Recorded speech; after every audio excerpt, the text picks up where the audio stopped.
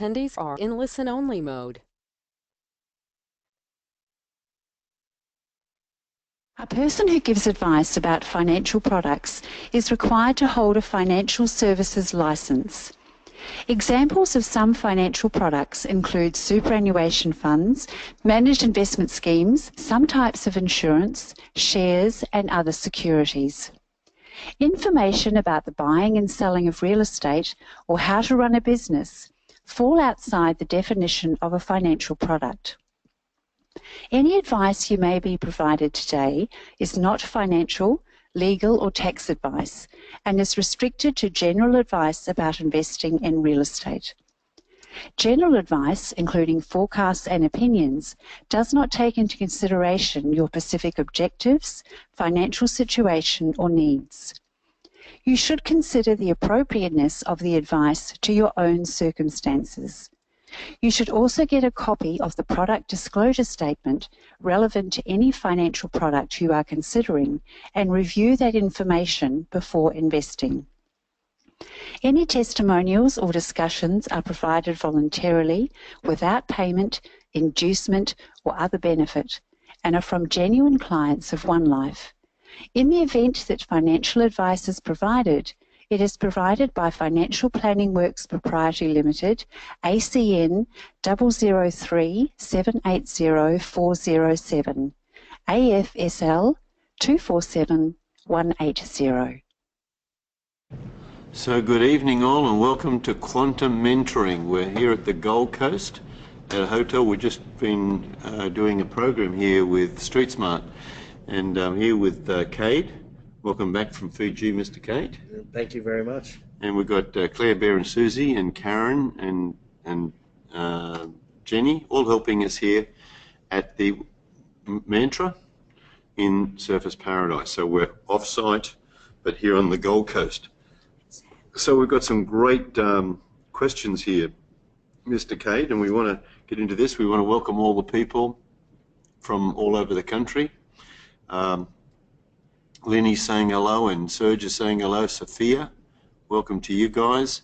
And if you want to put your names up on the screen, it's just great to put your hands up so we can say hello to you. Tony, I can see you there. You're going to be calling us. Jessica, well done. Rochelle, Tanya, gee, they've got blue hands today, so I can't see them as well. Wendy, Adam, of course, you'll be on. Andy, Andrew, Daniel, Julia, we're going to be talking to you, Julia, about leasing cars and no-bill leases. Joey, talk to you. I think we've got the Comet on as well. So, and Tanya, look, they're all starting to put their hands up. Welcome to you all. And great, we're covering, and Corinne, covering such a territory here, Kate. These places, they're all over Australia. Quite amazing. And yes, Maya, welcome to you. Good. All right, well, let's get into this. So the first cab off the rank, Mr. Cade, the Serge has got a question here. He said, hi, Roy and Cade, you're always saying we should find out what the vendor's motivation is. So I'd like to ask if you could give us some examples from your experience, examples of vendors' motivations, and how did you use this detail to get the deals? We are particularly interested in transactions with options and renovations. We're currently working on 3 transactions. The vendor of the first property is in her mid-60s and she wants to retire and is selling the tenanted investment property to put the money into her super. And the house is on the market since last year. The second vendors are husbands and wives living in a house, and they want to downsize because the kids don't live with them anymore and they don't need such a large house. So there's a lot of detail in this, which is really good. So obviously that's their motivation. They want to get out and they want to move to something smaller but in the same area. We've tried to sell the house since July last year when it took it off the market because the owner explained the agent was useless. Happy to sell to us directly. Now, often people, when they're retiring, Kate, it's just that they just want to get, that's their last shot, that's their money. Same as the first example, really want to just cash in and have as high amount they can because this is their survival money. This is what they want to use, their last chance out of, last train out of town. The third property, this lady who's selling the house, 38-year-old son, married a Filipino woman with a child and just had a newborn baby. Her son is renting and she wants to sell the house to move to the rural area with the son's family. Currently doesn't live in the house but lives with her boyfriend in his house nearby. So the house is empty. The house has been on the market since last April, last year, when she took it off and now just put it back on again, but it's an open agreement. That means, those listening, it's not an exclusive agency, it's an open agreement with a number of agents. When we met her, we had the impression that she wanted to sell it very much, but she also keeps repeating the price is not negotiable. Well, there you go, that's a clue. How could we use these details in our offer, and especially how is it better to construct the offer with the option so that they have a better chance of accepting it? So Kate, over to you. Let's just see what you've got to put a bit of input on this one, eh? Okay, sure. Well, Roy, you said it. It's all about needs and wants. And like you mentioned about the retired couple wanting to move, their need is they need a certain amount of money because it is their last shot. You'll often hear stories of why people are motivated, and it's all about what their want is. It's usually not about what their need is. I want to move interstate because I want to be near the beach. I want to travel for work. I want to be closer to family.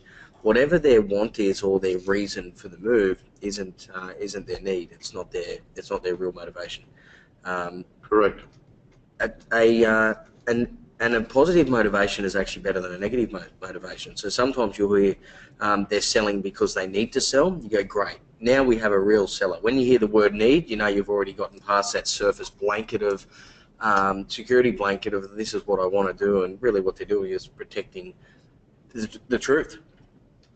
You need people who need to sell, or you need to understand what their need is. If they need to be closer to family, the trainings that OneLife give about the 6 human needs and love and all these things, there's the motivation. So really that's what it's about. There isn't motivation in every transaction and every vendor that can necessarily create the outcome that you want. And that comes back to what you continually say, Roy, where you need 100 transactions to find the one, because it's not only about getting the process right for each and every transaction that you think is a good project or that you want to get involved in. You also need the vendor to be in a position who needs to sell and is willing, able, and I guess open to doing a deal. And that's when you buy property under the market. This is all gold. This is the way it is. And the market is always right even when it's wrong. So the motivation is the market tells us what's going on. And what that lady needs to know is she prepared to face the market? Is she prepared to accept the market? So one of the things you could say to a person like this is that the market's telling you that they're not willing to meet that price. That's what the market's telling you. And let them think on that for a bit. And I usually say things like, should we come back in 6 months or 12 months? How long are you willing to wait before you accept this market? How long are you willing to wait? That's a bit of a shock. So that's the reality. The reality is that we're talking about something that's whether they're willing to face the reality of that, whether they're really willing to know. So the motivation, if we peel this onion back, their motivation is, this is their last train into town. Their motivation is this money. How I would go about it would be, it's not always the amount you get, it's what you do with the money you have. So they usually don't know any better, but they think, well, I've got to take this lot of money because that's what's going to happen. I know this is a strange thing, but it's almost like sitting down with them and saying, well, are you going to be eligible for the pension? Are you going to be, it's like, have you seen the financial planner yet? Have you actually worked it out? Do you have enough, do you have excessive assets or excessive income? How do you structure yourself in a way that you get what you want? Because what's really motivating this person is they want to survive. They want to live. From what it sounds like, they're all fairly older people. in their retirement kind of plan. So their real motivation is not just getting the money, it's living. The real motivation is how do they live. They only have one reference. They think that by getting more money, that'll solve all the things. Well, sometimes to get an extra $20,000 on a property, just as an example of amount, when you're spending $30,000 a year, that means you get an extra year or bit of a year to live. So if you're 60, you're usually going to live a bit longer than that. So that's usually not going to be enough money. So it's a complex matter, this. I remember once that a client, I think you raised it with me when you saw this one, Kate, we had a property in St Ives and the property was worth probably, on a good day, 1.7 million. And it had been on the market for about 2 years, 3 years. And this guy wanted 2 million for it and no one would buy it. Their motivation was the money, and the reason they wanted it because they wanted to move, and not dissimilar to this story. So we spent about 6 months on this exercise, and the end result, how we got the transaction across the line, is we asked him a few questions about what were you doing when you got the money. And they said they were going to move to this other location, and then it came out, however, not until their daughter finished her last year at school. And it turned out that she had 2 years to go. So what we did was agree on the $2 million on having the property for 2 years under option. And they agreed with that because they got their two in front of their buy. And when you look at $2 million, Kate, how much do we pay interest for money? 10%. And what's 2 million worth per year? 200,000. And what's 2 years? 400,000. So what is the number we're really buying the property for? 1.6. 1.6. So when you're buying it for 1.6, he thinks he's getting 2. We're actually getting it for 1.6. So we've got a bit of a good chance there. No stamp duty, no legals, no nothing, just, well, the minor legals. So he became our lender. So that's how we did that deal. So what you've got to find out is what the motivation is, and then how do you put this into a transaction with creative thinking to make that work. I guess that's where the secret sauce is. Secret sauce is how to get that together. So that's what we did. Now, Kate, I know you've got a few examples like that. Sure, got quite a number of them. I might use just some simple ones. They're not quite as clever as that, Roy. We walk into transactions often and meet the developers, and that's a standard process for us. Not just because that's our intention and what our experience has shown is the best way to do deals. We're commercial buyers, we're traders, and due to that, we like to speak to the sellers, and it just usually works out that it naturally unfolds that way. Often we'll talk to developers and we'll find out what their motivation is before we even get anywhere close to making an offer.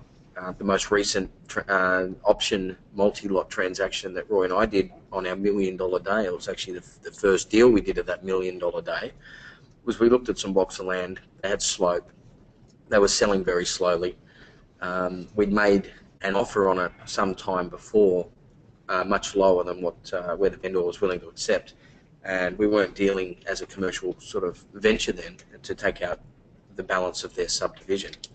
That was just an offer. So we said, look, what's going on here to the agent? Why are these blocks not selling? What is the owner doing that's stopping them from meeting the market? Is really what it was. And it turned out that they needed to make a profit. It was financial because it was a commercial venture for them. But more importantly, they had a lender in place. Their lender wanted to see minimum purchase prices of the blocks of land for the valuation point of view, and they weren't allowing the blocks to be sold any cheaper than what their minimum prices were. And the other thing is the lender wanted to see a number of pre-sales before they would register the land. Until the land was registered, it was more challenging to find buyers. So we said, we want to take out the balance of this land. We'll help you with your problem. They turned out they only needed one more unconditional sale. So we gave them the one unconditional contract to get their bank on side, got their land moving forward to registration for them, and then they gave us the balanced lots in the estate at their minimum price under an option. We still have those lots under an option now, and we're selling through them. Now the price we paid was 172,000. We're selling them for over 200,000 a block. So there's margin in the land, and again, just like the example you just gave a short time ago there, Roy, we haven't paid any stamp duty, we haven't paid legals relating to settlements, we haven't paid any interest, we haven't had to pay lawn mowing and slashing fees, we haven't had to pay council rates, water rates, any of those costs. So, you know, we're holding land in excess of $1 million worth of value for a matter of a few $100s for the option. Because we gave the vendor what they wanted. So that's just a small little story there, a case study as such. And again, it's usually about just giving somebody what they need, but working out how you can get out of it what you need. So it's all about win-win. So look, it's a really good question that you raised tonight, Serge, because it is one that can be quite confusing until you question it quite a number of times or hear different reasons to why it works. But there's one really big point here. Not every transaction as a seller with the need or with the motivation that means that there is a opportunity to necessarily buy the property under the market. And that's why you got to work with lots of deals, not just pick one and say, how do I make this one work? You need to say, where are the opportunities? And the opportunity is just as much in the people as it is in the property. Wow, what an explanation. That is huge gold there, Mr. Golden in their hills, as they say. So it's really sitting down, isn't it, Kate? It's really understanding, listening to them with your heart, hearing what they're up to, then coming up with a creative solution that can solve their problem. Absolutely. And have it a win-win situation. I listened to Donald Trump recently, and not that we want to start quoting him each and every week because he's in every piece of news that we're looking at these days. But it was in his speech not long after he was the president-elect and he was yet to become president. I think it was even in his victory speech. Anyway, he made a statement. He said, I've spent my entire life looking for opportunities in properties and in people, and now I get to put those skills into making my country better. And I don't think everybody would have heard what I heard, but what I heard him saying, and this guy's a well-known property developer who's done some amazing transactions. He's a deal maker. Yeah, but he didn't just talk about the property. He spoke about the people. I spent my entire life looking for opportunities in property and people, and now I get to put those skills into my country. I thought, what a great statement. That is just a clear understanding that it's all about understanding the people, understanding, you know, what their skills and motivation are. It's no different to what we're talking about here. Sitting down and talking, and then working out how you can find opportunity in those people, and that's what a real estate transaction is all about. Yeah. I guess what it really needs for Serge, for anyone listening to this, is you need a deal maker in your team. It's not a thing that everyone can do. That creative aspect that happens in that negotiation, in that position, it's a very special skill. And that's why not everyone can do everything, and you can't be doing the visos and the deal making and the renovations and the real estate deals and the negotiating the lawyers and doing the council checks. It's a team. Now, Cade I spoke with him last night on a transaction that we're involved with, a large one that has quite a bit of work with respect to a possible dispute, but it won't be a dispute. The guy wants to add more money to a bill. We have a no rise or fall clause on a development. He's popped in a bill for about $130,000 out of the blue. And I was just listening to Cade, and he's written a letter to this guy saying, here's the situation. But to watch Cade express himself, and he was just expressing it to me, because Cade is a deal maker, was just magic. He just kept saying the things. He wanted to be fair with the guy, he wanted to be clear, but this is what the guy didn't do, and this is what he should have done, this is the thing. I'll just talk a little bit about that, because that's real deal making as far as I'm concerned. Sure. Well, we had an agreement. We had an agreement that we had a fixed price contract for the contractor to do civil construction work for us, and we're to pay him a certain amount of money in progress claims. We're very specific about ensuring that fixed price contract means fixed price and we shouldn't expect any variations. Immediately upon commencement, they started issuing variations, and of course we always wanted to act fair. However, it has turned out that whilst we don't think that this guy is completely dodgy, if you will say, and trying to do the wrong thing, he's certainly being opportunistic to try and get whatever he can in the right way. So you have people who are, I guess, deal makers and business people like this guy is, who are fair and reasonable people, and they're just doing the best that they can in business, and you get people who just do completely the wrong thing. Nonetheless, we had an agreement, and that's what it all comes back to, and that's what we kept bringing it back to. In the beginning, we had an agreement. We specifically confirmed the agreement. We asked you to expect any variations. You've issued us with variations. You never warned us of these variations. Why is that? Prior to giving us the bill, why didn't you tell us about it before you did the work and say this is a cost and get our agreement? Because, I mean, when things change, all you have to do is explain it to somebody. And if he was a more clever deal maker, he probably had a better chance of getting the costs agreed before doing the work than after. Correct. And what Kay did was engage an engineer to write a report. It's a number of pages, cost us what, $3,000 or $4,000 to get this done, and the engineer's just going nut, but with very detailed work as to why the nut, and all that. But Cade, being a very fair man, I think we're going to pay him about 40 grand or something of this money just to be good, just to be nice, because some of the things could be construed as fair, and so he's not going to lose. However, what I'm referencing here is Cade's ability as a deal maker. So it's very hard to give, if you like, an old head on young shoulders over this issue, and you're not all supposed to know how to do deals. It's not necessarily where everyone should be. So for those listening to this that say, okay, but some would listen with their heart and hear it, and others would listen with their head trying to figure it out. And when you're in that mode, you are the person who can do that. When you're not in that mode, it just sounds like a bit of stuff. And one thing you just said there, Roy, about having a deal maker in your team, even when you have deal makers in your team, sometimes you need a different deal maker. This specific project that we're talking about, we have an engaged engineer that designed our drawings and our plans, got the council approvals, and now is our certifying engineer right through the civil construction process. They're extremely involved with this project. They've created a relationship with the contractor, of course. So they've become a bit too chummy, even though this guy works for us. We didn't use that engineer. We got a third-party engineer to vet our engineer and our contractor, who was sitting on the sidelines, who wasn't our employed engineer on the project. So in this instance, we realised that we needed a deal maker ourselves, because it's all about agreements between us and the contractor, but they're the two parties that are under contract. We needed a third party that's not involved to essentially be the mediator here, and also really give an opinion that's, whilst it's biased towards us because we're employing this guy, it's unbiased towards the project. That's just a small tactic that we took in this approach, and normally you can get your engineer to do this work for free, but in this case, our engineer was agreeing with our contractor because of that relationship that they've gained. So that's why we brought in an outsider. Yeah, and we're talking about $400,000 or $500,000 worth of work here.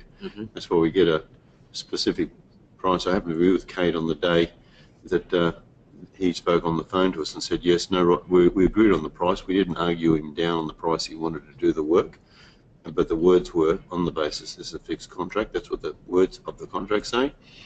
So there it is. Anyway, I hope that's been helpful, Serge, and for everyone else listening in. One last thing I would say on this, when you get a person who's really hanging out there on that price and they won't budge, and they're just desperados to get it, and you want to make it work for everyone, there is a way, and that way is to have them as joint venture partner with you. The timing for that has to be very careful, because it's interesting how they want everything their way. They want the price, they want as quick as they can, and they want, in other words, the highest price, shortest time, maximum risk for us, least risk for them, and smallest profit to us. That's not a very fair arrangement. So we're looking for shortest time, maximum profit, least risk, minimum cash in.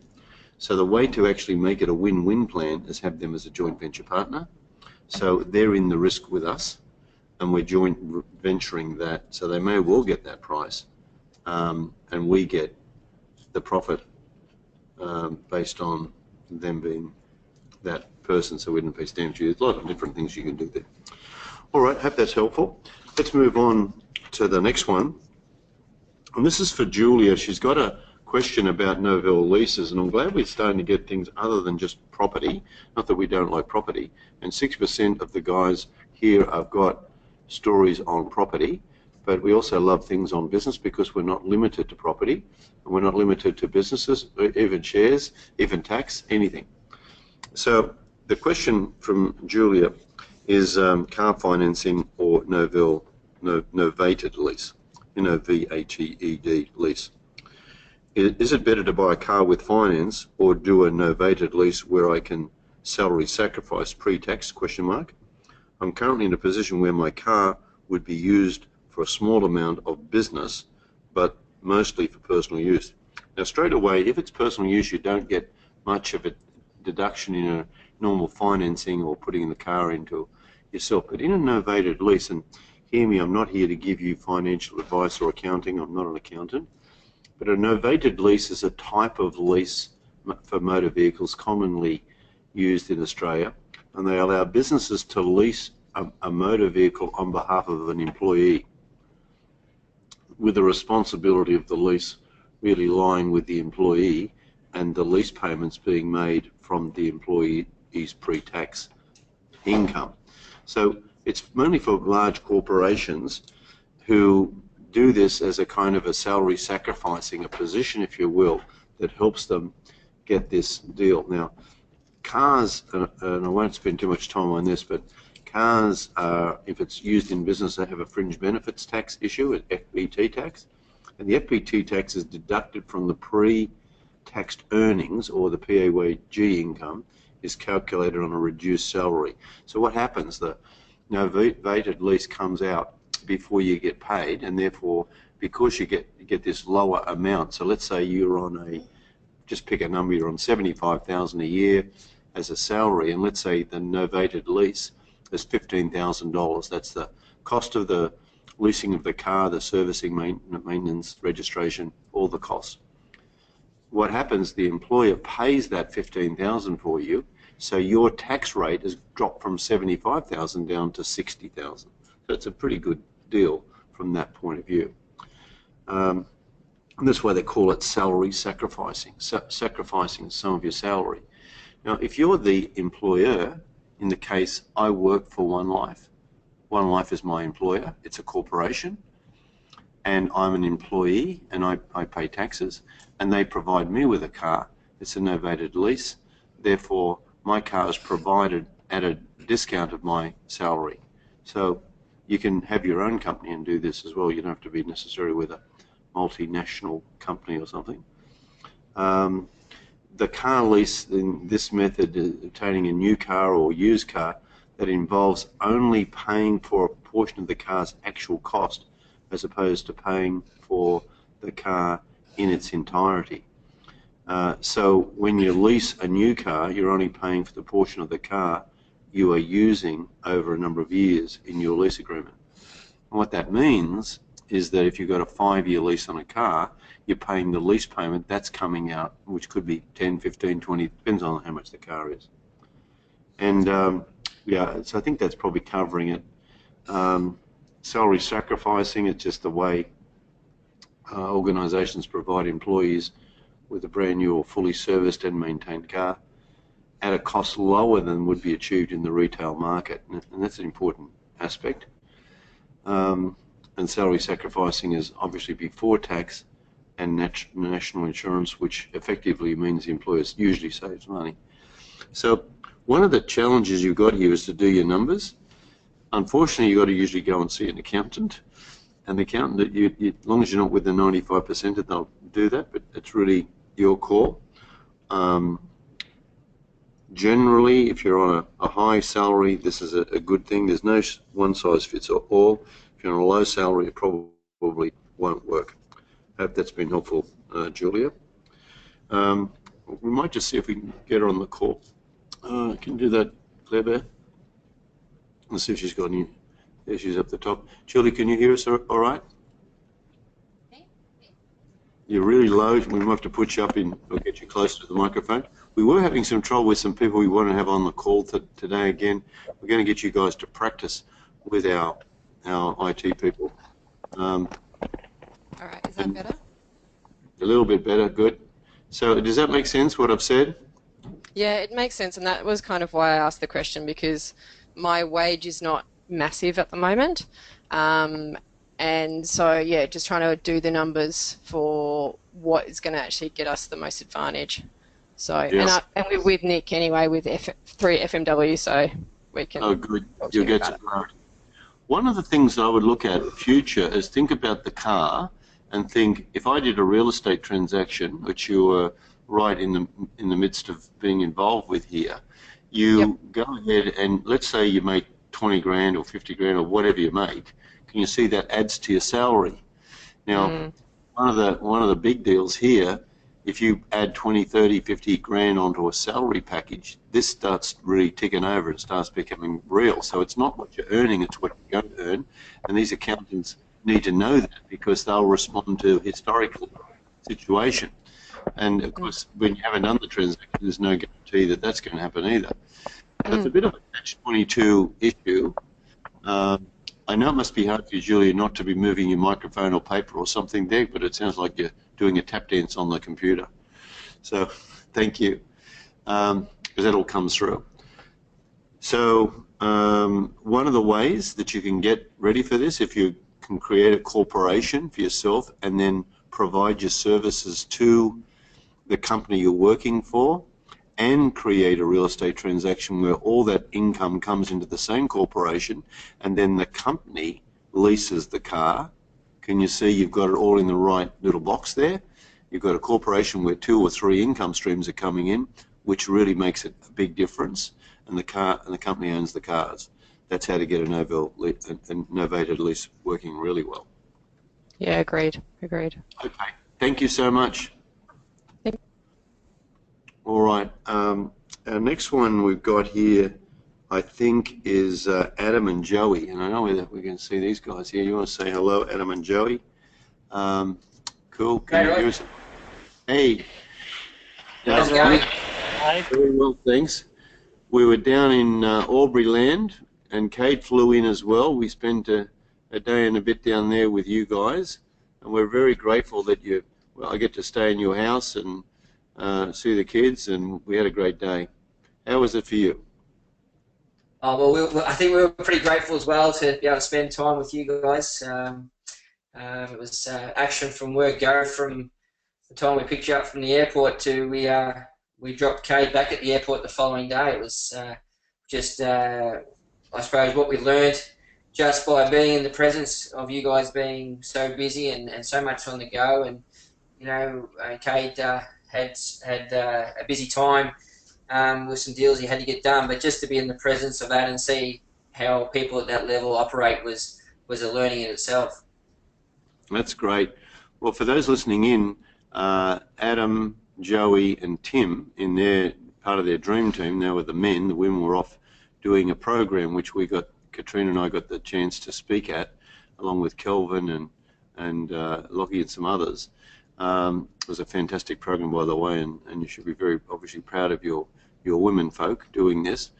But the boys wanted to get into some real estate, so why don't we take them through, Adam, what actually happened that day, what you learned. Is Joey online with you as well? Yeah, I'm here. Oh, good, Joey. And what about Mr. Tim? Is he about or not? No, he's not there. Okay. So He's on the Gold Coast with you somewhere. okay, he's hanging out there. Yeah. All right. So why don't we just talk about what you experienced, guys, and what happened and what did you learn? Yeah, sure. Do you want to go first, Joe? Yeah, I suppose I could.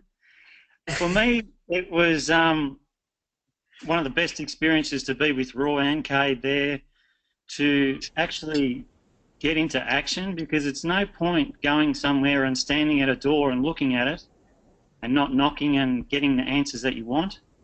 And watching Roy walk into a few of those places and myself run in there after him and see what he's actually going to ask, how he approaches people.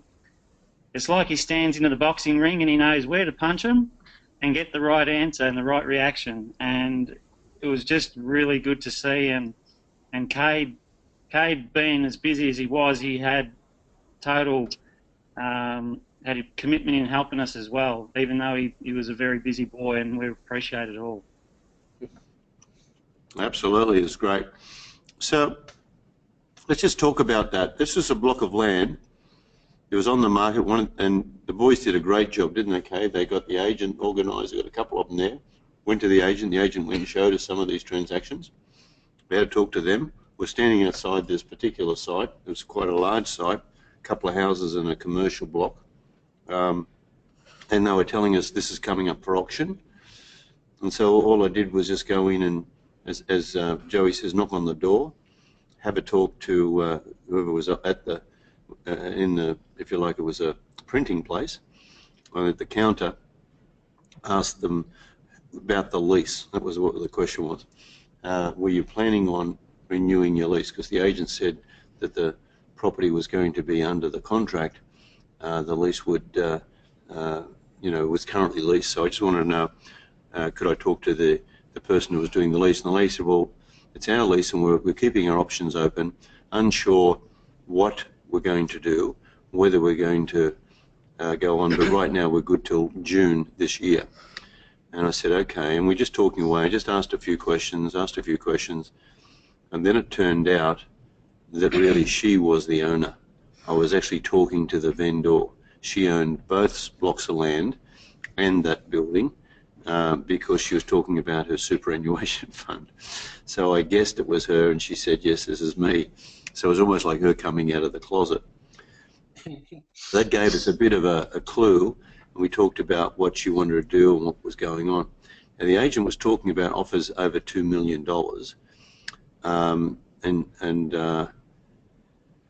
Joey was going to have a look with the agents to see mixed business, what you could do with such a site. And I suggested to Joey that, to Adam, that that I hoped it would fail at auction, and with a price such as that, it would probably fail.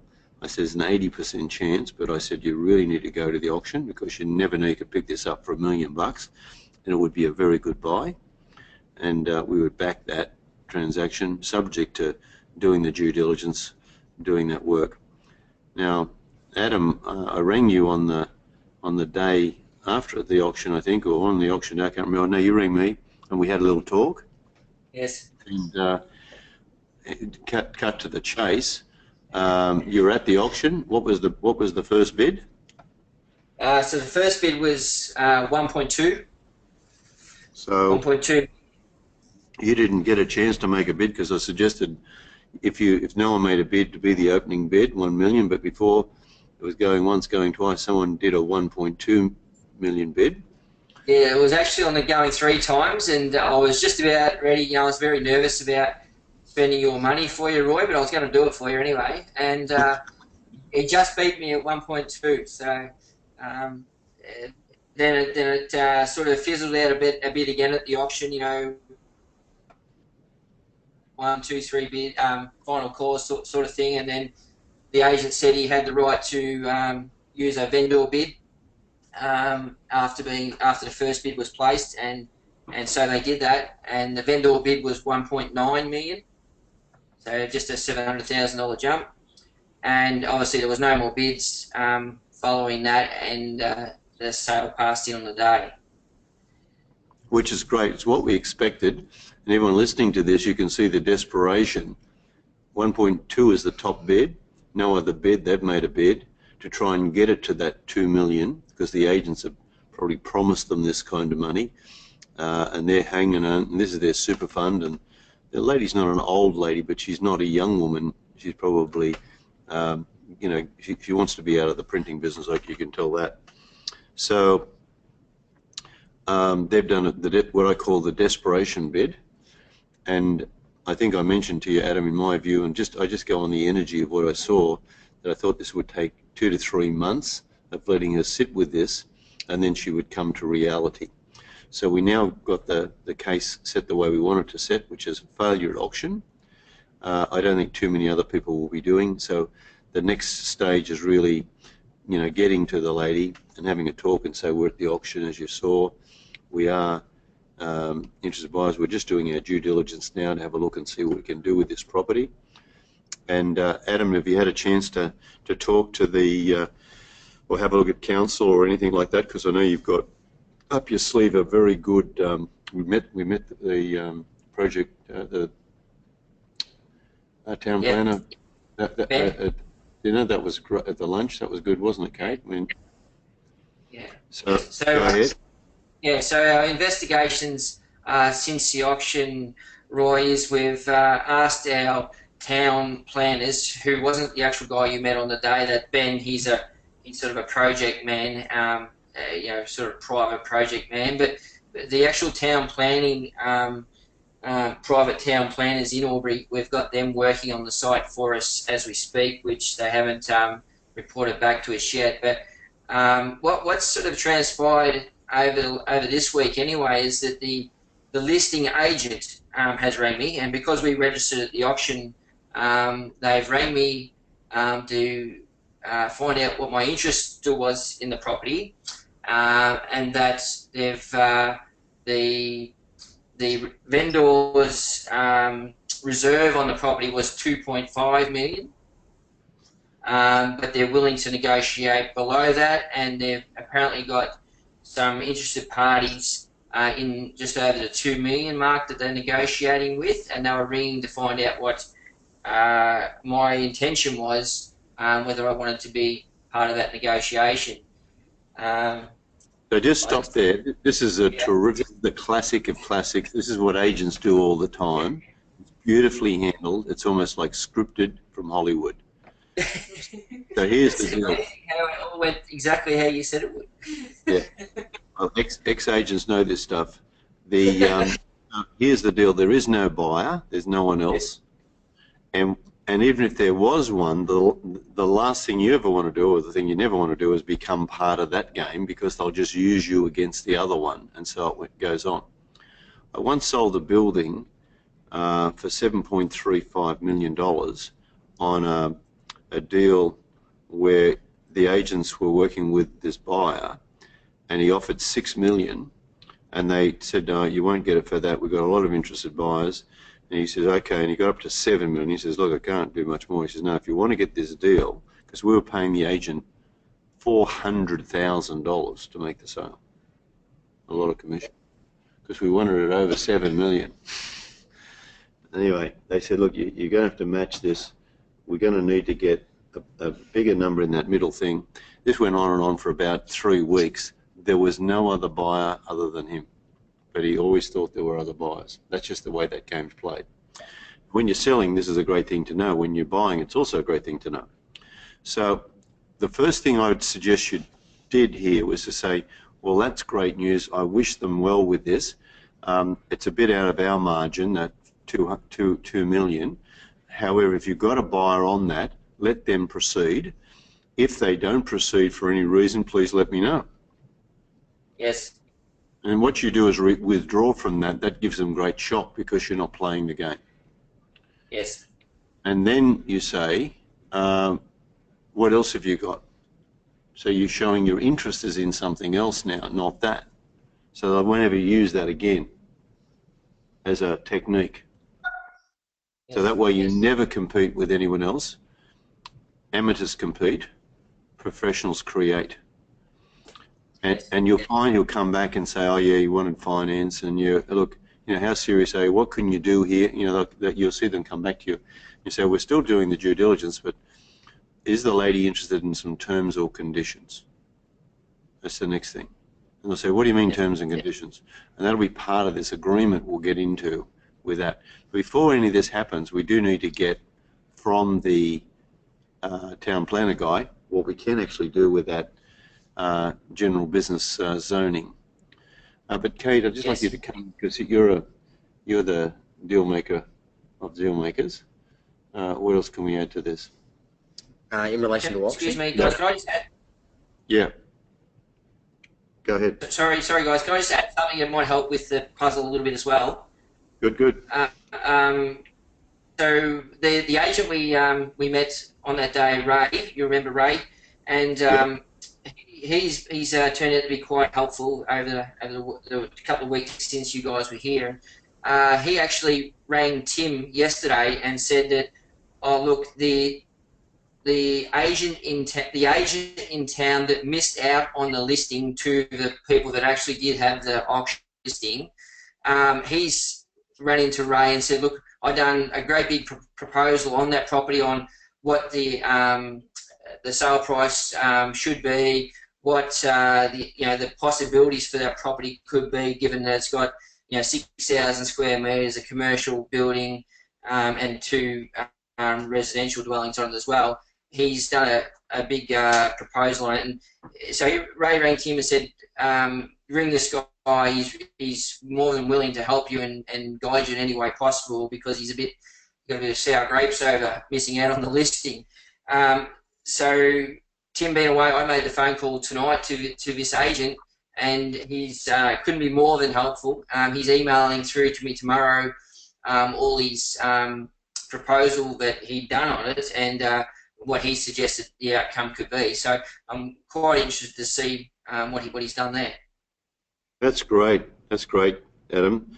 And the profit is all in the follow through, let me tell you. So this got good potential, this transaction. Cade, feedback, just on this particular concept of negotiation, how the agents say, we've got these other buyers, do you want to, what's your interest? All that nonsense that goes on with agents. Well, we could talk to the end of the weekend about agents, couldn't we? We could. If I can add something to that, Adam, knowledge is power, and that's great that he's done that. But just hear me really clearly on this. Agents think it's their responsibility to price property, and that is not their job. Agents should market property, bring buyers to the property, give really clear evidence to the seller of what the market is, and help them make decisions. They're facilitators of marketing and market knowledge. That's it. And they have this ego and thought, and this is not to say that there's anything wrong with them, but this is just my experience from being an ex-agent myself, once doing this, and then realising the other side and becoming a witness to it, that they have this responsibility and job to price property and get it correct. Firstly, property's worth a different price to every person because they have different needs and uses for it.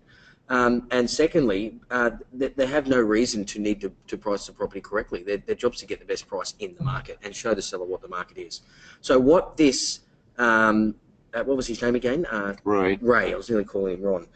What this Ray is, and I say this with respect, and the other agent, is two men gossiping, and they're order takers. They're simply wanting to be nice to you and help you as much as possible because they think that you're not a hot buyer on this transaction, but a warm buyer. So you're worth contacting once a week because they're hoping to get the commission when you decide to buy the property. So the agents have a thing about control. They know from their experience in the industry that if they get the listing, that all they need to do is hang on to the listing long enough until they receive enough offers that eventually the seller goes, gee, that really is the market, I'll accept the price now. And that's why we use this term, order taker. They're not professional advice givers. They are just taking orders from the market until the seller is willing to accept the order. Now, what these guys are doing right now is they're just keeping you as part of a relationship with you until you hopefully buy the property. And if they have a number of buyers like you at a time, a few of these fall out the bottom of the funnel. They don't have any kind of intentions here about thinking they're going to specifically help you with some crazy secret information about the market. All they're doing, all they see you as is a warm buyer that they need to stay in contact with so they eventually get a check. And they're probably even going to, they might even have an arrangement where they share a bit of commission to work on this together or something along those lines.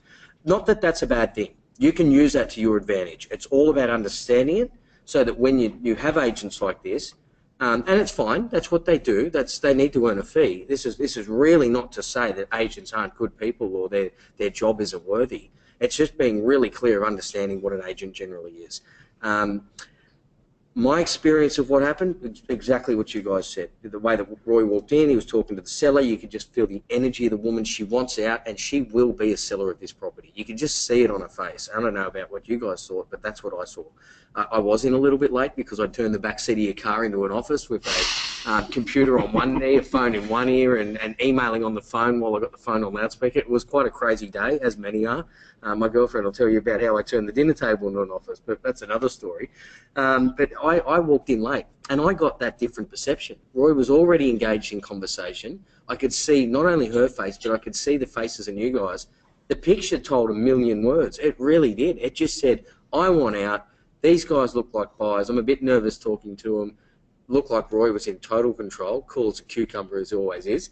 And it just, I mean, to me, that was the writing on the wall. But I totally agree, Roy. There is no buyer over $2 million. It's very doubtful. And when they come back to you, you just need to be prepared for that and go, you know, I don't think you need to be rude or egotistical about it. You know, so, you know, we didn't think anything would go ahead. You just go, look, that's great, because I wasn't above $2 million, so I'm glad that buyer is gone because I wouldn't be able to compete with them. And you just say, really clean, sharp, simple, because the agent will go and tell the seller, this is what they said. And then the seller will go, oh, I'm not over $2 million. And then they start going, well, I wonder if I could get 1.8. And this is what they call conditioning. The reason agents want to hang on to listings for as long as they can is because eventually the seller will come down to eventually accept the price. I think you summed it up beautifully, Kate. Now, so the process here is waiting that time, and there's some words you can use, and Kate basically used them, which is, you know, the market speaking for them. And the word I would say eventually when I was ready to is to say, we can't make it work at that money. We're doing the FISO on it right now, it just doesn't work. So unless we're wrong with the market and we haven't done the wrong numbers, the market will tell us what's right, which is really what Cade's wanting to start conditioning the agents to start using that language. And he's right on the money as he describes what an agent's job is supposed to be. And I would like, if we're serious about this one, in time, over the next few weeks, we'll have a phone call to this agent and start giving him this story. But before we rush in and do all that, we want to be able to know what we can do with this transaction. We'll do a feasibility. The feasibility will demonstrate what you can do there. The feasibility will show you the price you can pay for it. I'm only going to guess this number, but I think 1.2, 1.3, 1.4 will pull the whole thing up. In fact, that's probably top of the tree. And then it's really whether you want to do that or not. And she needs time to lick her wounds over that and for her to accept this. So it's a bit like you get told you've got cancer, and the first thing is you reject that idea totally. And the next thing you do is you get angry about it. And then the third thing, you start accepting it. So it's the same thing. They'll go through these processes. The challenge I have with this, Kate, and I shouldn't bring it up, but the agents is like walking through the petunias with their gumboots on by talking to these people and sort of saying, yeah, we'll get the 2 million and stuff, and then people lock in with that number, and they feel like they're being ripped off if they don't get 2 million, yet the number was made up by the agent, probably influenced by the purchaser. So that story about, well, how much do you want? Well, we want to get more than 2 million. Okay, I think we agree with you. Yeah, let's go for it. So let's put the auction on, and let's put the agreed price, the reserve at 2.5, and we'll go from there. And knowing in their heart it's not worth even 2 million, but they just play this game. It comes down to hope, doesn't it? They hope it's worth 2 million. They hope a buyer will pay it, and they hope to get paid. Well, they're hoping for a silly person, basically, and there could be some silly person that does that. It happens sometimes, but it is rare. And I think when you say, Roy, know your outcome, when you see a good agent, and a good agent knows their outcome is list the property, show the seller why they're a great agent, and then to get the outcome, they know they need to get offers. Correct. And a good agent will ask you, what do you want to do with your property? It's all about you. And they'll say, great, let's try and facilitate that. Why don't you just make an offer? Yeah. And an give agent, me an offer, give me anything so I can take it to the vendor. That's what they want. That's They it, want yeah. you to reveal your side of the story. The one that speaks now owns the property. Because what they're really doing is they know their outcome. Once they get 3 offers on the property, they're going to have the seller in a saleable, they're going to have the seller Conditioned. Well, I was going to use a better word, educated on what the market is. And once the seller's educated on the market, The agent is then trusted and has the right to sit in front of a seller and have the hard conversation. Yeah. Guys, you've had 3 offers. This is what the market's saying it's worth. You want this price. The market isn't reacting to that. What you need to do now is make a decision. You should hang on to this property until the market either grows in price and catches up to the price you want, or you're going to need to consider Meet the market. That's right. And then you get into the conversations of what are you going to do with the money, like you were talking about before, and various things. Correct. So what is the market saying? The market's saying right now that property's worth 1.2 million. That's the best offer they have. That's what the market's saying. Mm-hmm. So I'd be saying that to the agent when I was ready to, saying that's your best offer. So you're a long way to 2 million. You know, that's 800,000. The market's not saying that. Anyway, they know that. All right, so let's, Adam, I want to talk about some of the other things we did. We met some builders there. We went and looked at some properties. But before we get off that, are you okay with all where we are with this? It's just a slow process. Yep. Yep, got lots of notes there. Good, thank you. Good, good. Now, we drove around. The boys were showing us some really lovely sites in various places, and we drove into a place, a cul-de-sac, and there was a sign up. And I rang the sign, and guess what? The builder was sitting there in the building doing some construction, and we didn't know that, but he was around the back. So in we go, like a football team, car full of people. And what happened there, Adam? You want to pick up the story? What happened?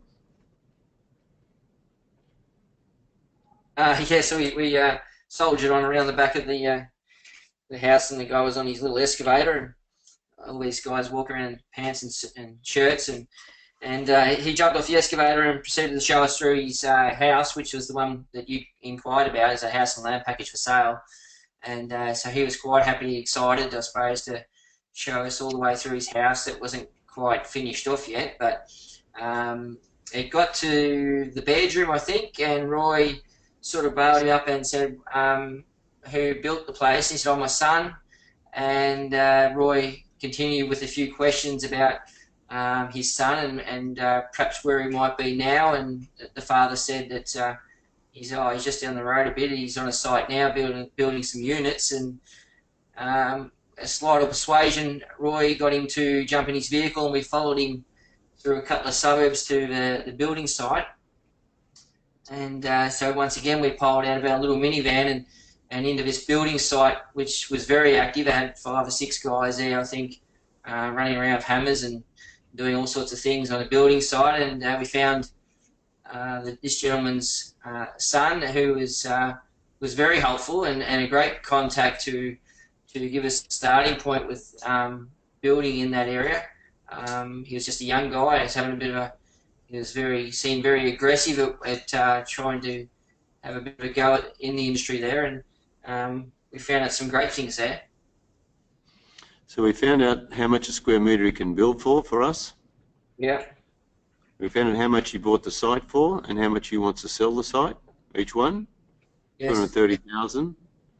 And we really got a lot of detail from that conversation, and also got a pretty good idea of how his construction was, which was excellent. And I think, Kate, you got something to offer there. It looked like you picked up one of those properties. I think we're going to sell one, but that might be a little bit of an early call. But we did. We learnt the market. We learnt the rental. We could see a margin. We could see how we could potentially make some money. And you might recall when we got to the units, if we go into there straight away, or well, it was Roy's tenacity about how he said, well, what else can you show us? And he said, well, my son is just around the corner. He's building 3 units. Why don't you go and take a look? And Roy said, well, what have we got to do to get you to jump in the car with us? And it was quite a shock, wasn't it, Roy? It took about half a minute for the guy to sort of register and go, okay, I'll come. That's right, because we wanted him to introduce us. We didn't want to just turn up on the site. We wanted to keep this conversation going, because he's a good thing. He was there. He got off the excavator and off he went. Yeah, it's good. That's it. Followed him down there and took us in, introduced us to his son. His son had his crew, And his dog. and his dog. Yeah, his group of boys there that carpenters by trade. But what we liked about something that we saw with this guy quite quickly was that he's got his tradies, his carpenters, also doing the less specific skilled work, so landscaping, concreting the driveways, things where he could save some money on not calling in subcontractors. And we got talking to the guy, and I guess we very quickly established who we were. We're builders and developers. We're from Queensland. We're looking at doing deals all over the place. We're looking for builders. And we established ourselves as professionals and bulk sort of business people who could be valuable to be dealing with, and the son took onto that quite quickly, I think. And what we did was we got him to open up and realise he's speaking to somebody in his world, and as a group we had a chat, and we were able to get out of this guy that he could build for $1,160 a square metre as an investment spec, which is really what we wanted to get to. What can we build for? Because then we ran the numbers backwards. We knew that the father had told us they were selling them for around $470,000 to $500,000 in the area. We've had some other due diligence and market research that's mentioned that to us. We worked out the price of land wasn't that much over $100,000. The price of construction for a 200 or 180 square metre home wouldn't be that much over $200,000. So very quickly in our minds, we were saying, hang on a second, $350,000 here. You got a house and a block of land. If we had a marketing commission on top 400, there's a margin. There could be some money if we could acquire some blocks and use this builder, and we could sell some investment packages. Then we started talking about the units that he's building. Does he have some buyers? We've had a couple of conversations since that day, and we're now looking at potentially having stock supplied for our marketers' clients to sell this product to, for win-win-win for everybody. It all happens just one phone call and hello. And this is getting in the traffic and having some accidents, I call it. Getting in the traffic, having some accidents, and always asking the next question, the next question, the next question. So what did you guys learn from all this, Joey and Adam? What did you guys learn from that little involvement?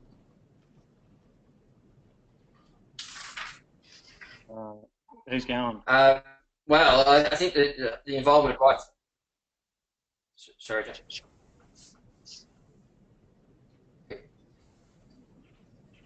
Sorry. Okay. So I think what we learned from the whole day. Oh, hang on. Can you hear me, guys? Yeah, you just broken up a bit there. Just start again. Go ahead. Okay, so I think what we learned right from where Go was it was the first property, and it was the same when we arrived at this property too. Roy and Kay, it's just action, you know. It was just get out, make it happen. I remember asking you the question when we pulled up in the minibus about the sign that said, you know, for sale by owner of house and land package, and I asked you, I said, how would I approach that phone call, Roy? What would I say? And you said, I'll show you, and next minute you're dialing the phone number. So it was really action the whole time. Is it, you know, same as charging in the door and ended up meeting the vendor of the previous property. And then we get around to here, and we're actually meeting I suppose the owner of the property who's selling it, and then to get to meeting his son. You know, the action that created all that, just go and do it. And then the other thing that we learnt from that was the quality of the questions, to get the quality answers. You know, we were just hanging off all of those questions that you guys were asking, because every answer just led on to another door opening for us. And obviously, you know, in Cade's instance where he's had a couple of conversations since, you know, just by being in that action and asking those questions, how the outcome changes. I think the other important thing that we probably learnt through it all as well was giving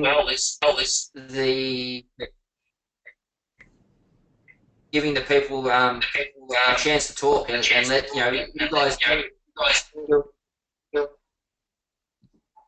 So you're breaking up a little bit there. You guys built. So we're losing you a little bit there, Mister. You guys built a rapport with them.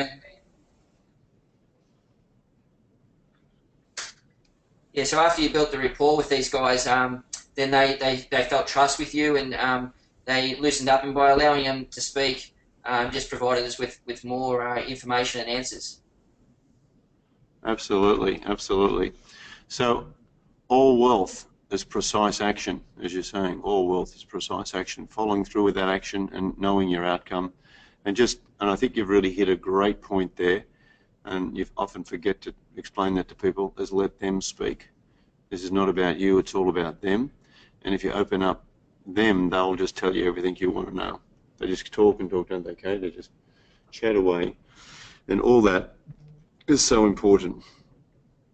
All right, guys, that was good. And I tell you, I'm very proud of you guys, what you did, getting the minibus organised, getting the different people that you introduced us to, and for us to familiarise the area.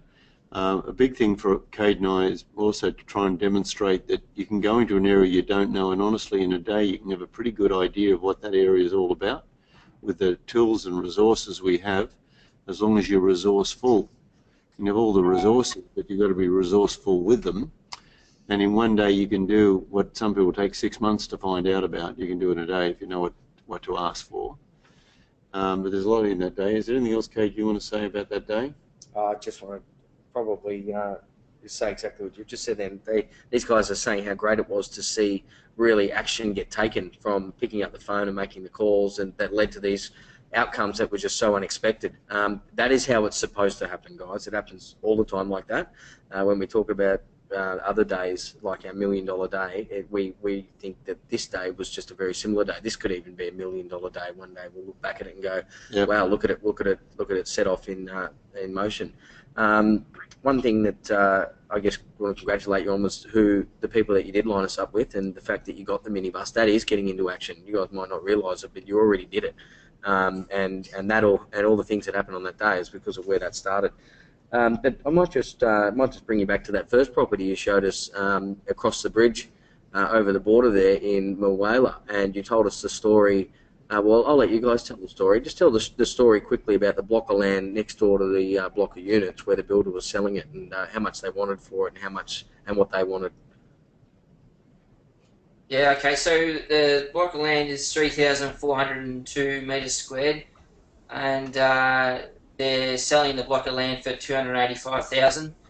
It's been on the market for, I think it's 1,800 days now. It's quite a long time. It's sort of two partners own it. One of them is now deceased. They were going to develop themselves. But one of the partners has passed away. One of the partners has passed away. But in saying that, when I rang the agent to call for a contract, they didn't have one on as an electronic copy. They had to dig it up out of the filing cabinet. So it probably showed how much interest has been in the property. We did run some numbers on trying to build some units on it back before Christmas, and we didn't probably press too hard, but the build of it, who we did get the numbers from, was quoting about a $210,000 build, and which at that time with that strategy, we thought that the resale price might have only been around the 240 or 50. So that sort of pulled us up at that stage, but was a bit reluctant to show the guys that property, so I didn't think it had any potential for us, but anyway, for some reason the universe drove us over there, and I said, oh, this property here, guys, and it caught Cade's attention straight away, and you know, within a matter of 10 minutes Cade had a whole different look on the block than we hadn't even seen before. So that was another great learning, how people look at things differently, and probably I've learned that since that a fortnight ago, that you just got to be a little bit more creative at times and take the blinkers off and have a bit of a think outside. Which Kate suggested maybe a community title 3 to 4 lot subdivision, in which we have Ben Fryer, the guy that we had lunch with. He's doing that survey on that block as we speak.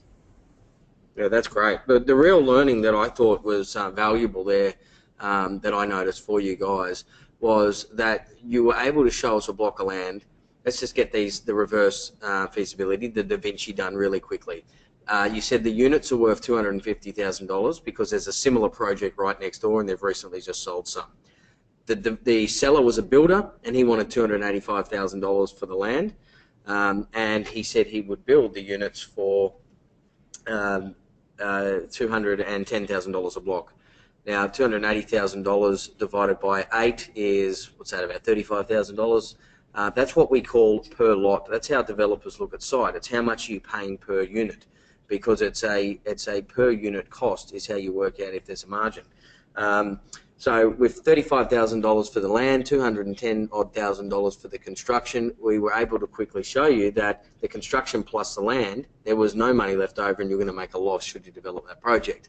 The lesson there was that's normally what you come across.